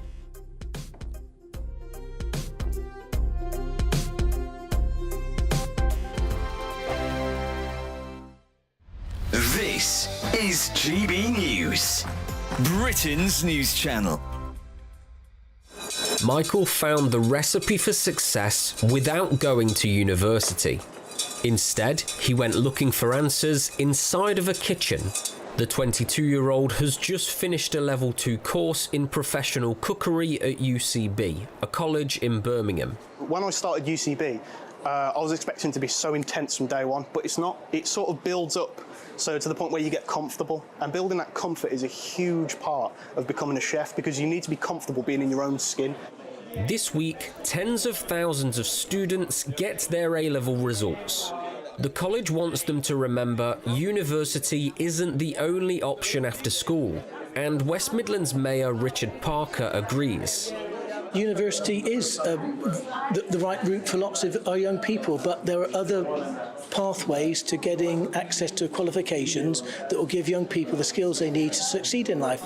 Further education principal Rosa Wells says apprenticeships and technical courses are also great routes to a career. Here at University College Birmingham, we offer vocational courses. These are hands-on technical courses that can give people a different opportunity, something different to school. So we've got got brilliant facilities that really give students industry standard training. A skills shortage across the UK means youngsters learning trades are desperately needed.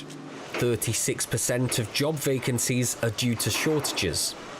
The Labour government's new body, Skills England, has been created to bring training providers and businesses together with local and national authorities plus unions to target trade gaps and regional requirements. Michael's now finishing his qualification. Where he goes next is down to him. GB News, the People's Channel. Welcome to State of the Nation, daily plunge into the stories shaping our country. I'm Jacob Rees-Mogg, and Monday to Thursday we bring you the insights, the facts, the truth about how our country is being governed. Because what happens in Downing Street matters down your street. Tune in to State of the Nation every Monday to Thursday, 8 to 9 o'clock. Only on GB News, the People's Channel, Britain's news channel. The Britain I grew up in was the most peaceful, gentle society that has ever existed. That has been destroyed. Opinion polls show immigration is the #1 concern to the British public. Are you proud to be British? Yeah, I'm ever so proud. My name is Stephen Edgington, and in this documentary, I want to find out how Britain became a nation of immigrants. Immigration, the truth, available at gbnews.com.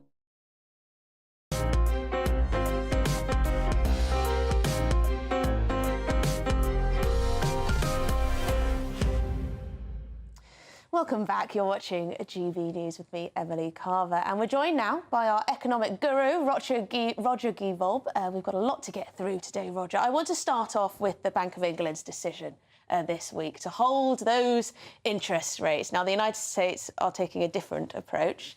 They cut them. Should we have followed suit? Yes, I think we should have. And what's worse is that Andrew Bailey, the Bailey-oceros, as I call him, because he's so thick-skinned and won't listen to anyone, he has actually announced that he might raise interest rates if inflation increases, which, Emily, it may do, he says, because energy prices will rise. Now, I'm trying very hard to get somebody to sneak a copy of Economics for Dummies into the Bank of England so they can help them understand that if you raise interest rates, it doesn't bring energy prices down. All it does is hurt consumers further. I was speaking to another economist earlier this week, Roger Bootle. Yes. Now, he seemed to think that the Bank of England had made the right decision here. He also pointed to government decisions, for example, the public sector wage increases, the pay offers, the generous pay offers that have been handed out from train drivers to junior doctors, etc., and the impact that might have on inflation. So the bank right to be cautious? Possibly. I mean, it's a good argument. But of course, you know, part of the fake £22 billion black hole that the Tories foisted on Labour, half of that is those raises, but they don't tell you that. But you could argue that it's good to be cautious because those are going to have some effect. But inflation is very low. It's at virtually the 2% target, in line with most European countries. So I think it's a bit hasty not to follow the United States, for example, and try to ease the cost of living crisis on us. But Mr. Bailey seems determined to crush us. Well, we just heard from Angela Rayner, the Deputy Prime Minister and Housing Secretary at day one of the Labour conference. Now, she trotted out the usual line, is hackneyed now, that the Tories crashed the economy. Of course, she's referring to Liz Truss and her short-lived premiership. Is it true? Did the Tories crash the economy, Roger? They did, absolutely, but it wasn't Liz Truss in her short, what was it, lettuce tenure? It was 14 years of bad decisions, taking us to the highest taxation since Her Late Majesty's coronation, for goodness sake, and one stupid move after another. I've been deluged for several years by messages from followers saying, nobody can be this stupid. This is some kind of conspiracy.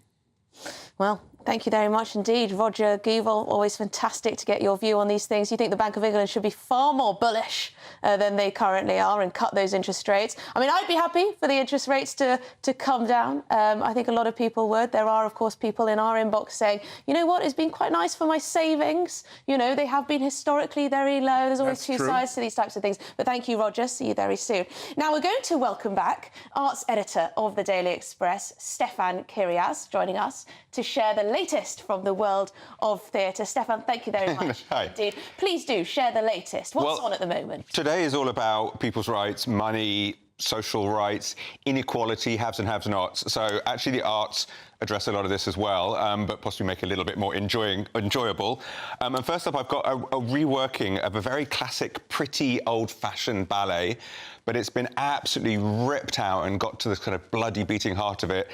And it's by Akram Khan. It's a new version of Giselle, newest version of Giselle. It is one of my favourite shows of all time. We've got a clip here to give you a little idea of just how fantastic it is. It's amazing.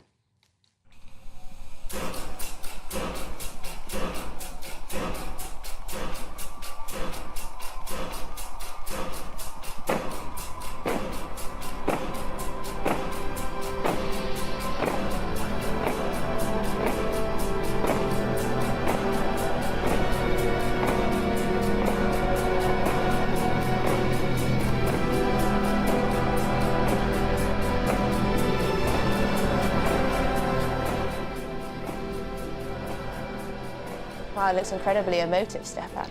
It's really, really, really beautiful. You can see all this. It's modern choreography, but like these women with the spears in their mouths, it's normally sort of fluttery brides in white veils. These are fierce, scary, terrifying women, and they kind of use these spears to drum on the floor or to cage men in. It's been very, very updated. So you've got the classical score, but you've also got huge rumble, like the seats were rattling. I love when they turn it up. So it's thrilling. Massive blackouts. You've got a huge wall at the back that literally the whole of the back wall rotates vertically the whole time around, and it pushes the workers back. People stand up on top of them. The overlords come out from underneath. So it's a bit like the Dune films recently, very futuristic, a little bit sci-fi. But at its heart, it's all about these people are factory workers in a dystopian future. They're completely exploited. In the original Pretty Ballet, the young girl recognises, she thinks how beautiful the rich girl's dress is. Here, she actually recognises her handiwork and then is completely disrespected by the very posh. They're in kind of couture gowns, and it's absolutely incredible. And ballet loves a tragic story. In this one, the heroine is dead by the end of the first half. And then we go into this whole story of redemption and also revenge and vengeance. So it's powerful, powerful stuff. This one, see it, the Royal Opera House? This one is on at Sadler's Wells, but I would also say it's on until the end of next week. But also you can stream this on the English National Ballet website. I cannot recommend it highly enough. If you think you don't like dance or ballet, or none of this is for you, this will absolutely blow your socks off, I promise you. Well, I very much enjoy the ballet, particularly around Christmas time. It's absolutely beautiful and stunning, and it can bring a tear to the eye, as well as joy as well. So what else is there out there? And the other one, very quickly, is there's a crazy musical coming down straight from Edinburgh called I Wish You Well, which is based on that Gwyneth Paltrow ski trial last year. So they've turned it into a 1-hour, super fast musical. The music's fantastic. Diana Vickers, that used to be in X Factor, she plays Gwyneth beautifully. Lots of playing again. It's again about the rich. Do they get away with more?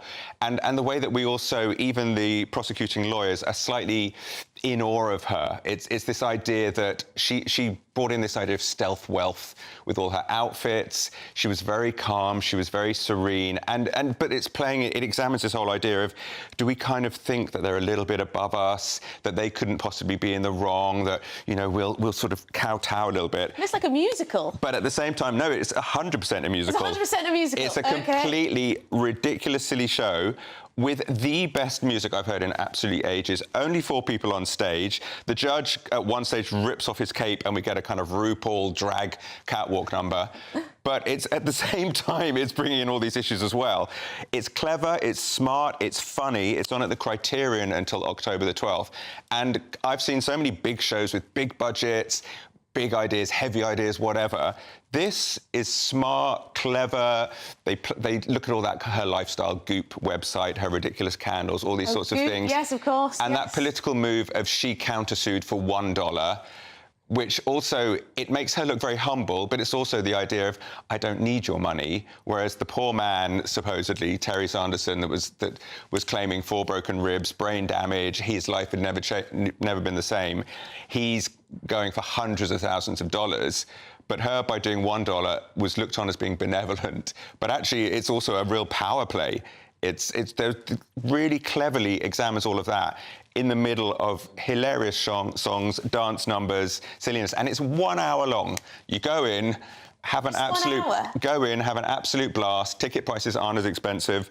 You go in, have a laugh, and then you're out and Well, done. I think you've sold that to me. I thoroughly enjoyed it. You back in. Are you going to get a ticket? Criterion? They both sound absolutely wonderful. And they're all about money. Money, money, money. I like the way that you also addressed people who aren't ballet fans. Yeah. Because you can see from that even if you've never particularly been interested in dance, that is really going to be something that you're not going to be able thrilling, absolutely. to stop watching.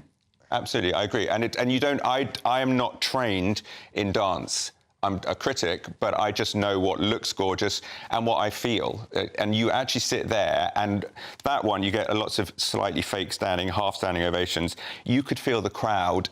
We were desperate to get to our feet at the end. And people, darling, don't stand at the dance normally. It's not the done thing. But people were on their feet and cheering. And I've got goosebumps talking about it. I cried at the end. You're very articulate. It's beautiful. And I was going to add, the Goop and the ski things are also such wonderful subjects. Yeah, well, absolutely. They call Goop. I can imagine it as a musical. Well, Goop is called Poop in this show. So they changed the name for legal reasons. Probably, yes, for that as well.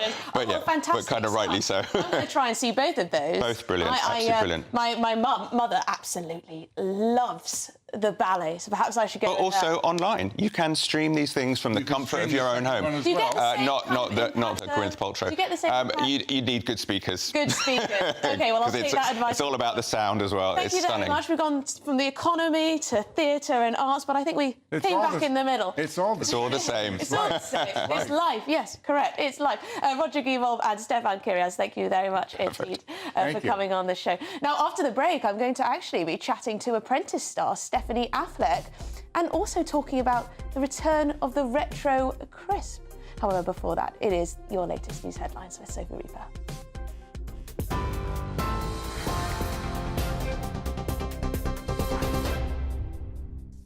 Thank you, Emily. It's just after 12:30 and these are your latest headlines.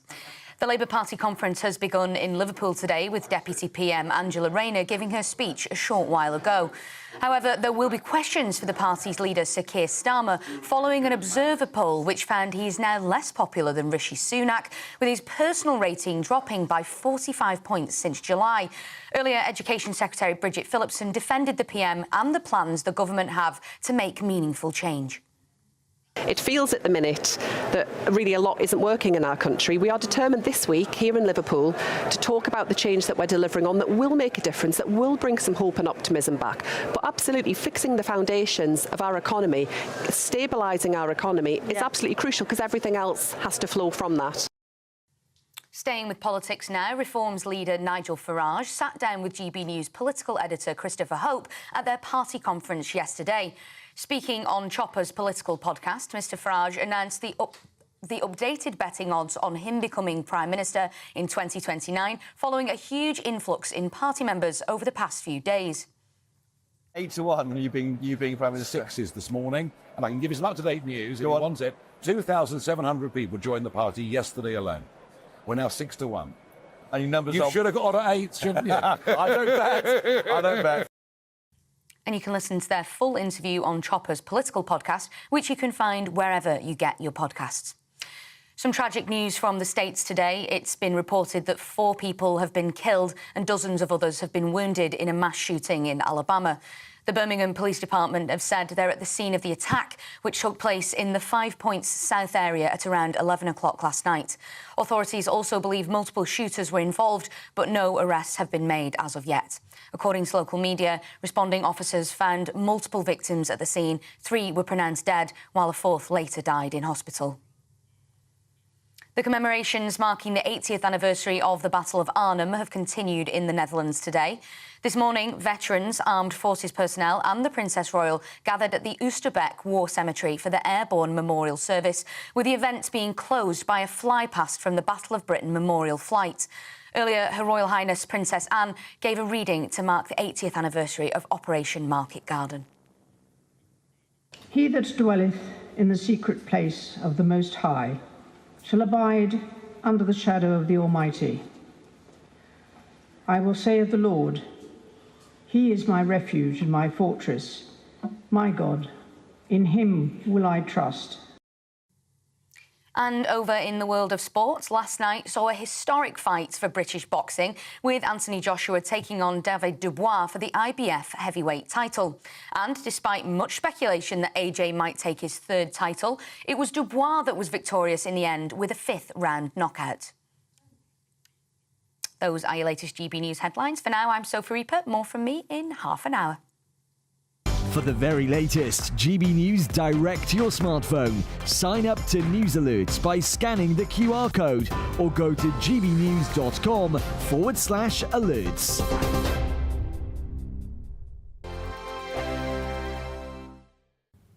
Hello there, welcome to your latest GB News weather forecast provided by the Met Office. Today's autumn equinox is the start of a new season, and it's a very wet start for some of us, with low pressure moving into southern areas of England, central parts of Wales and England also. There is some very heavy rain around over the course of this afternoon, and a rain warning is in force. Do take care across these western central areas. We could see some very heavy downpours, even some thunderstorms developing around at times, and some travel disruption is possible. It's quite a cloudy day across the eastern coastal areas of Scotland and England, but the best of the sunshine will be for parts of northwestern Scotland and into Northern Ireland as well. Temperatures here managing to climb towards 18 degrees Celsius. 20 also possible in the far south, but quite humid here and amongst all that rain and cloud, and we'll see another pulse of rain beginning to move its way in later on as well. So we end the day, though, across Scotland. That east-west split is still very much in place, so quite a cloudy, gloomy end to the day for those eastern coastal areas, a bit more in the way of fine conditions for the west. Again, some sunny spells just managing to hold on for parts of Northern Ireland, northwest England as well. There's that rain band then, stalling its way across parts of Wales and central England in particular as we head into the overnight period. There'll be some further heavy pulses of rain around. Again, some thunderstorms possible, maybe even some hail in the mixture as well, to provide quite a very unsettled end to the weekend. As we head towards the early hours of Monday morning, an amber weather warning does come into force as well, with particularly heavy pulses of rain possible. Still remaining very mild, though, underneath all of that 15-16 degrees Celsius as your overnight lows in the south. The amber rain warning then in force from 5 o'clock on Monday right until the end of the day. Particular focus being for the likes of Lincolnshire down towards Midland areas, where there is the risk of some localised flooding and disruption during the day. Surface water issues are around at times. It's a bit drier further towards the north, but we'll see a band of patchy rain moving into the far north of Scotland. Generally cloudy for the rest of Scotland and Northern Ireland. Temperatures ranging between 15 and 20 degrees Celsius. It remains unsettled throughout next week as well, with things turning cooler for all of us. I'm Christopher Hope. From pop stars to politicians, I'll interview anybody in a pub who's got a political opinion. Join me every Friday on Spotify, Apple Podcasts, YouTube or gbnews.com, or wherever you get your podcasts. This is GB News, the People's Channel. Join me, Nana Akwe, for an informative, interactive news programme with a difference. It's fun. No, he didn't say that, Dave.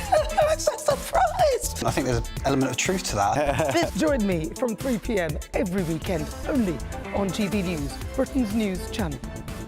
This Monday, the king of breakfast TV is back. That's right, Britain's favourite TV host, Eamon Holmes, returns to Britain's hottest breakfast programme. Breakfast every day from 6 a.m. only on GB News, Britain's news channel.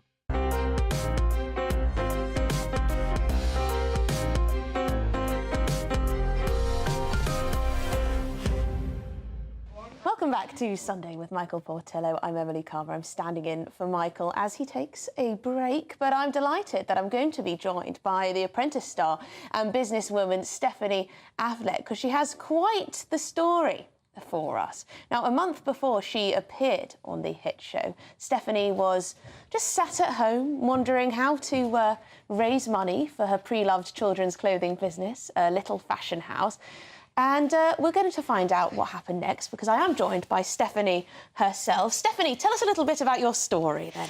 Hi. Well, where do you want me to begin? Do you want me to go post-apprentice or...? Well, before. Tell us what your idea was and how it went from there. Well, before The Apprentice, I had my own pre-loved clothing business, like you said, and I kind of needed to find a way to get funding because it's tech at the priority of it, which costs a lot of money. And so I did a unique way of how can I get funding? And I thought, well, why not try and go on The Apprentice? Very unique way of trying to get funding, but it worked. And so I went on there, and obviously Lord Sugar saw something in me. I came third, and then from there it's kind of been up ever since. The business took off. We were inundated with inquiries. I couldn't keep up, to be honest with you. And then fast forward, myself and my co-founder now have our pre-loved luxury marketplace called Littlest Luxuries. And what's special about your company? Well, I think we've got quite a few USPs, if I'm honest with you. So we specialise in higher quality luxury and designer goods. And the reason why we do that is that we're quite passionate about teaching people to buy less but buy well. I think, you know, obviously, you know, fast fashion is an epidemic at the moment, and we don't want to kind of encourage people with that. We want to try and eliminate that and reduce people because there's a massive issue with that at the moment. And so along with that, everything's authenticated on our website, which is another issue with marketplaces. People don't always know they're going to get the genuine article. And myself and Lucy, we have spent years building up a community of kind of trusted buyers and sellers. And so people know that when they are buying with Littlest Luxuries, they're going to get a product that is of high quality. And what was it like on The Apprentice? Because I've been watching it for years. I mean, and there's always some cattiness, there's always a few fights, there's always a bit of drama, a bit of, you know, elbows out. Is that encouraged by the production? There might be a few words in the ear. Yeah, there might be a few words in the ear of, oh, he did that, didn't he? Maybe you should talk about that. But no, to be fair, my year, we weren't, I wouldn't say, as catty as maybe some others. I think we were really about collaboration rather than competition. And I think that's why the girls did very well, because I think girls always kind of had that mindset.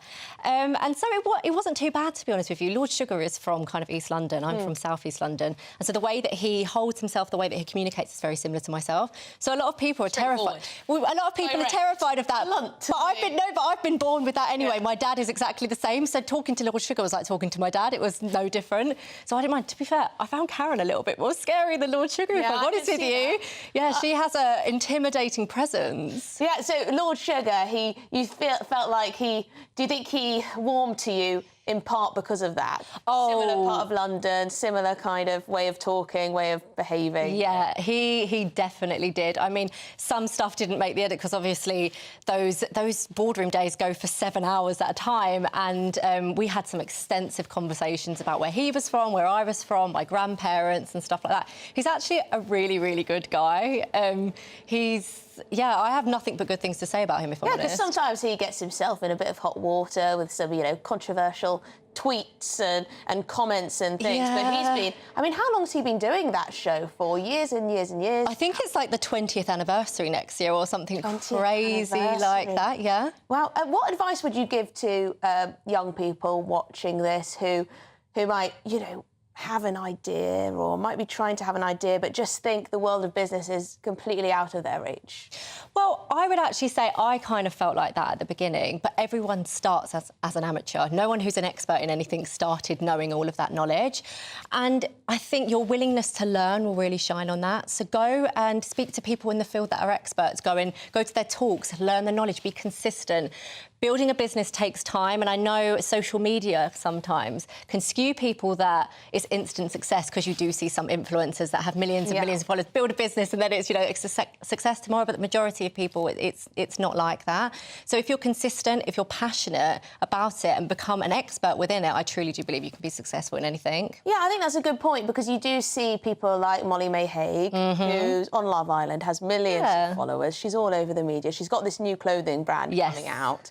And, you know, watching that, I imagine people who are just starting out think, oh, I don't have any followers, I don't have any social media traction, but you can build that stuff. Well, she didn't start as Molly May. She has also spent, you know, the last 5 years of her life becoming what she is now.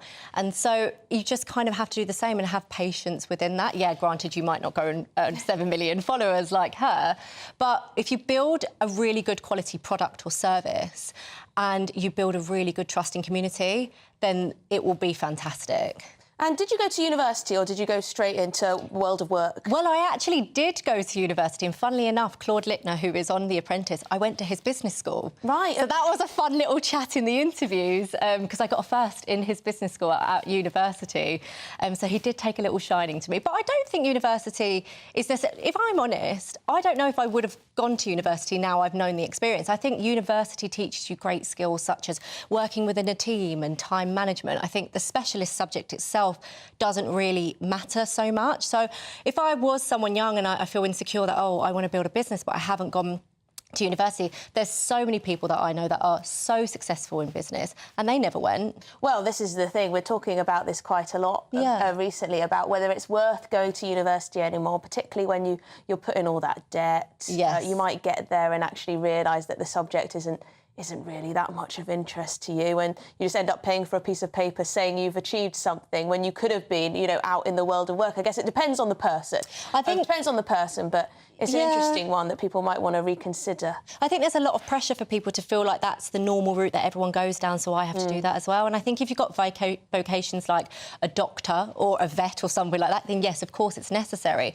But if you're doing something more creative or business, I wouldn't say it's a route that's mandatory to go down in order for you to be successful. Well, congratulations with your success. I wish you all the best going forward. I think it is a good idea, and you've clearly tapped into a USP there, so fantastic stuff. A little bit of insight into The Apprentice as well. I do imagine the producers, you know, they want a little bit of drama, a little bit of drama. Oh, there's always drama. But the boys can be just as catty as the boys are worse. Yeah, the boys are much worse. Going behind backs, you know, saying this and that to the other person. Anyway, Stephanie Affleck, thank you very much indeed. Now, don't go anywhere, because up next we're going to be joined by Hannah Harley-Young to talk about the return of retro crisps. Have a think about what they might be. I'll be back in a sec.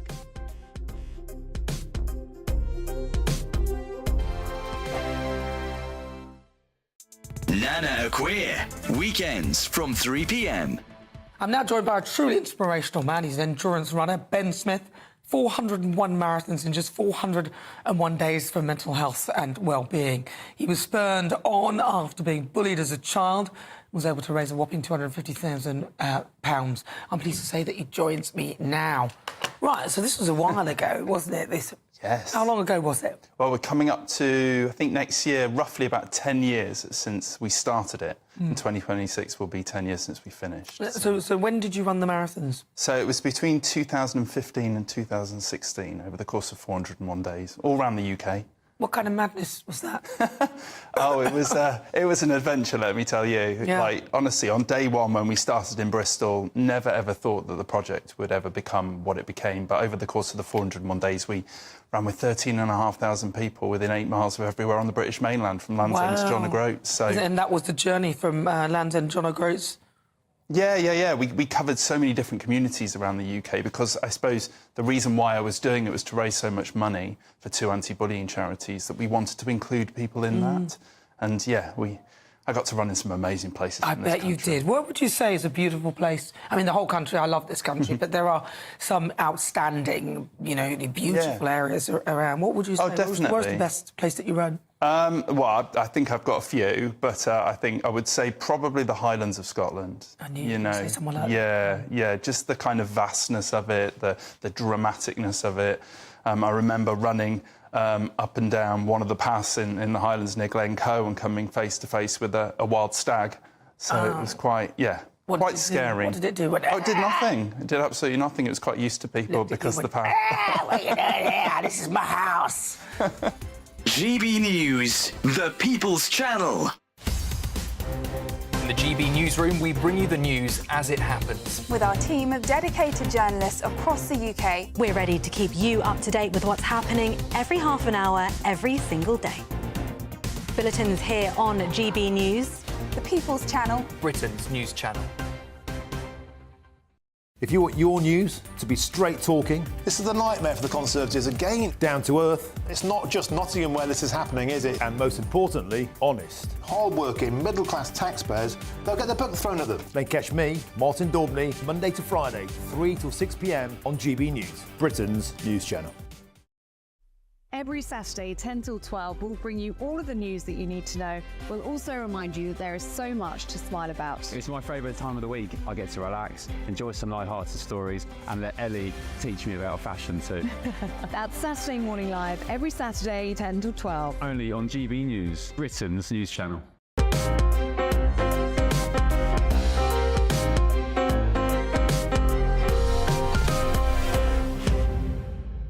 Well, welcome back, and it's time for my favourite part of Michael Portillo's show. It is our Taste of Britain segment. Now that I'm sure that anyone who's browsed the supermarket may have noticed how many fancy crisp brands have just sprung up on our shelves. They seem to combine every possible flavour and more.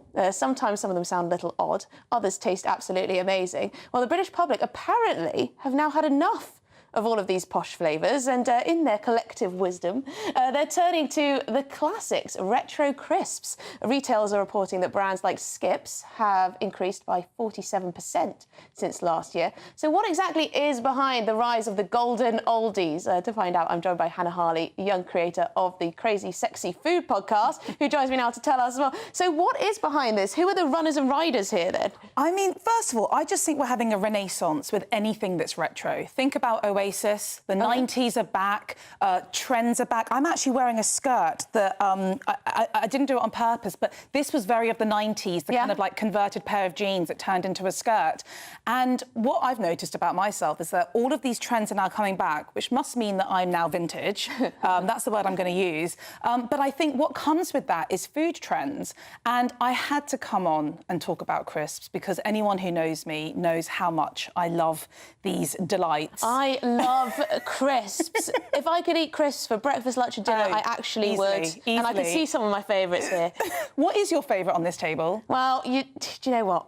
I love a Monster Munch. Good answer. And in terms of posh crisps, those that rather large packet of truffle crisps the Toros, over there. They're very, very Probably good. about £5 a packet, but they're absolutely delicious. Around about, actually. But I think what's really interesting, you asked me sort of what's catapulted all of this. I think, one, it's just general trends. You know, things always kind of eventually come back into fashion again, and what comes with that is retro crisps. You also have, you know, the Gen Z generation that are probably looking at the 80s and 90s and thinking, oh my God, you know, what's Frazzles? What's it? You know, oh my God, let's bring those back.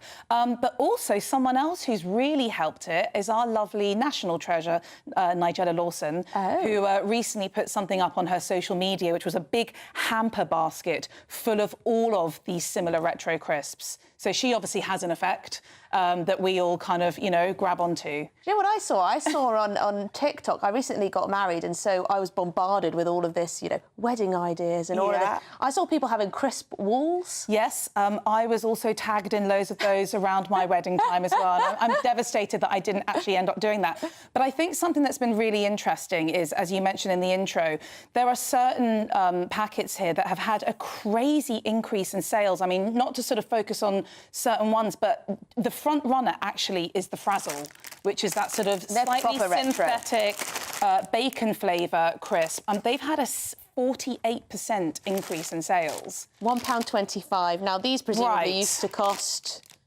So I actually brought my receipt with me. Did you? Just to give you an idea, I know it says on most of them, the average cost of some of these crisps is over £1. Just for a packet. I mean, a Space Raider is about 40p. They were always quite cheap. You did mention these are coming in at £4.99. That's quite a lot of money. It's a lot of money for a crisp. And again, one of the arguments I think a lot of the supermarkets are saying is that when you buy a multi-pack, let's say of Skips or Knick Knacks or something, you could buy maybe 10 packets for £4. So why would you potentially just go and buy one packet for $4.99. So I think, you know, there's certain things enticing. But, I mean, yeah, the cost of these is slightly scary. Yeah, well, just for single packets as well. Interesting that the Space Raiders have kept their low price. Yes. But in terms of, you know, you've got the luxury crisp, the truffle crisp, you've got the lentil chips. Yes. These are trying to be healthier. Are they actually healthier? Well, I mean, it depends how much you want to read into a label. This one says 30% less fat. I mean, these days, not only do you have sort of lentils playing a part, hummus chips, a lot of crisps now are baked. So maybe baked must be better. I guess you could just look at the calorie count. Well, exactly. Thank you very much indeed, Hannah Harley. Here's the creator. Sorry. Hannah Harley Young. That's we go. All right. Creator of the Crazy Sexy Food podcast. I'm going to tune into that, especially if you have a crisp segment. Oh, there might be. Love the crisps. Thank you very much indeed. Right, that is all for this week on Sunday with Michael Portillo. Thank you very much to all of my guests. We've had a wonderful show. Everything from Angela Rayner delivering her speech at the Labour Party conference day one to retro crisps and, of course, a little bit of arts and culture, ballet too, which you can watch on the English National Ballet website, which is quite something. So do stay tuned for the weekend. I believe it will be presented by Dawn Neeson. Have a wonderful weekend.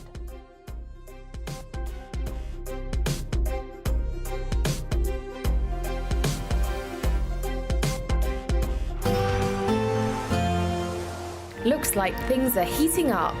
Boxed boilers, sponsors of weather on GB News. Hello there, very good morning to you. Today is the autumn equinox, heralding in a new season. And for some of us, it certainly is going to feel quite autumnal. We've got an area of low pressure moving into southern areas of the UK to provide some fairly unsettled weather today. Heavy pulses of rain spreading across central southern areas of England and into Wales as well. There certainly could be some disruption possible, and a rain warning is in force. So do take care here if you are planning to travel at all. Some quite cloudy conditions across the northeastern areas of England and into eastern Scotland as well, providing a bit of drizzle, but some fine conditions for western Scotland into Northern Ireland as well, with some sunny spells throughout the day. And here temperatures could climb towards 18 to 20 degrees Celsius, but also 20 in the far south, but feeling a lot more humid here underneath all that cloud and rain. The rain will continue on as we head into the evening period as well. For Scotland, though, the evening is one of that east-west split continuing, so the best of the sunshine to end the day, certainly in the west. That drizzle underneath the clouds still possible further towards the east. Quite cloudy as well for down into Northumberland, parts of Yorkshire and Lincolnshire as well. That cloud and rain then across Wales into central areas could still provide some heavy bursts of rain. We might see some thunderstorms developing throughout the afternoon and evening today as well, and that's certainly something to take care of. It will eventually become a bit slow-moving through Wales into the Midlands, and another rain warning comes in force at the start of Monday as well, with further heavy pulses possible as we head towards dawn. It's not going to be a cool night at all, really. Many of us holding up in teens, 14 to 15 degrees Celsius, with that rain still very much in place first thing. There is some uncertainty in regards to the exact positioning of this rain, but particularly eastern Wales into the Midlands up towards north-east England. It is certainly worth taking care during the day. Some very heavy rain is possible, but do stay up to date with the forecast. Some showers developing in the south, whereas it will be a little bit drier further towards the north, but we'll have that band of rain starting to push its way into the far north of Scotland, and that's a sign of things to come, with a northerly wind setting itself in, so things will be turning cooler over the next few days. That warm feeling inside from Boxed Boilers, sponsors of weather on GB News.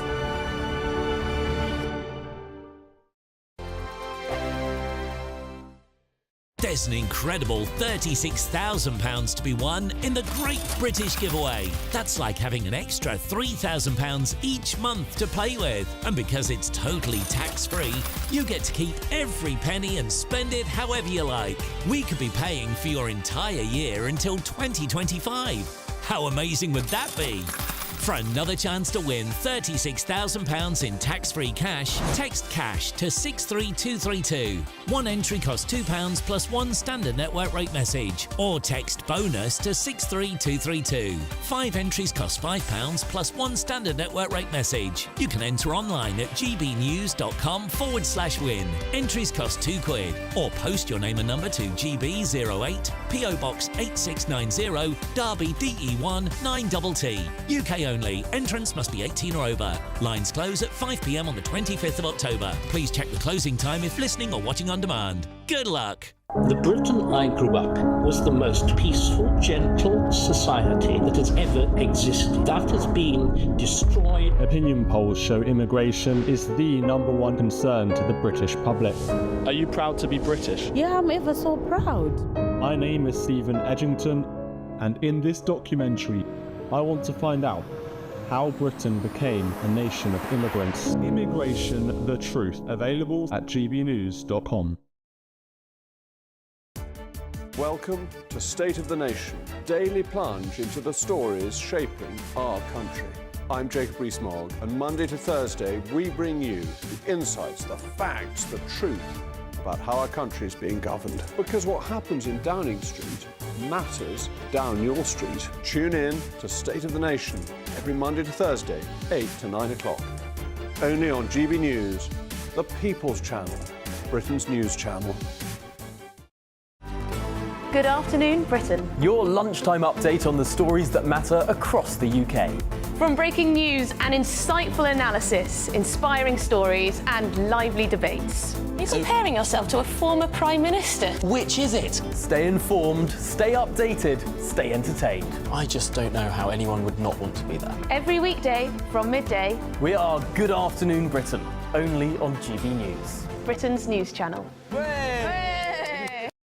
Mark Dolan tonight is your weekend dose of news, debate and entertainment. This sounds like a wild conspiracy theory. Don't miss My Big Opinion, Mark Meets, and My Take at 10. Democracy is a funny old thing. And we don't do boring, not on my watch. I just won't have it. Let's go and get another glass of that bubbly. You've earned it. That's Mark Dolan tonight, Saturday and Sunday, 9 to 11, only on GB News, the People's Channel, Britain's news channel.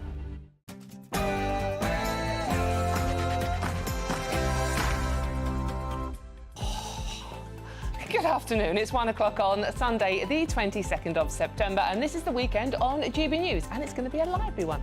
Already having trouble with the panel. Right now, the only story in town today, isn't it? The Labour conference kicks off amid the ongoing row over freebie and fighting. Deputy Prime Minister Angela Rayner says she understands the anger, but assures supporters that now change begins. Yeah, right, OK. We are live in Liverpool covering everything that's happening there. And this is shocking. Prosecutors admit they failed not once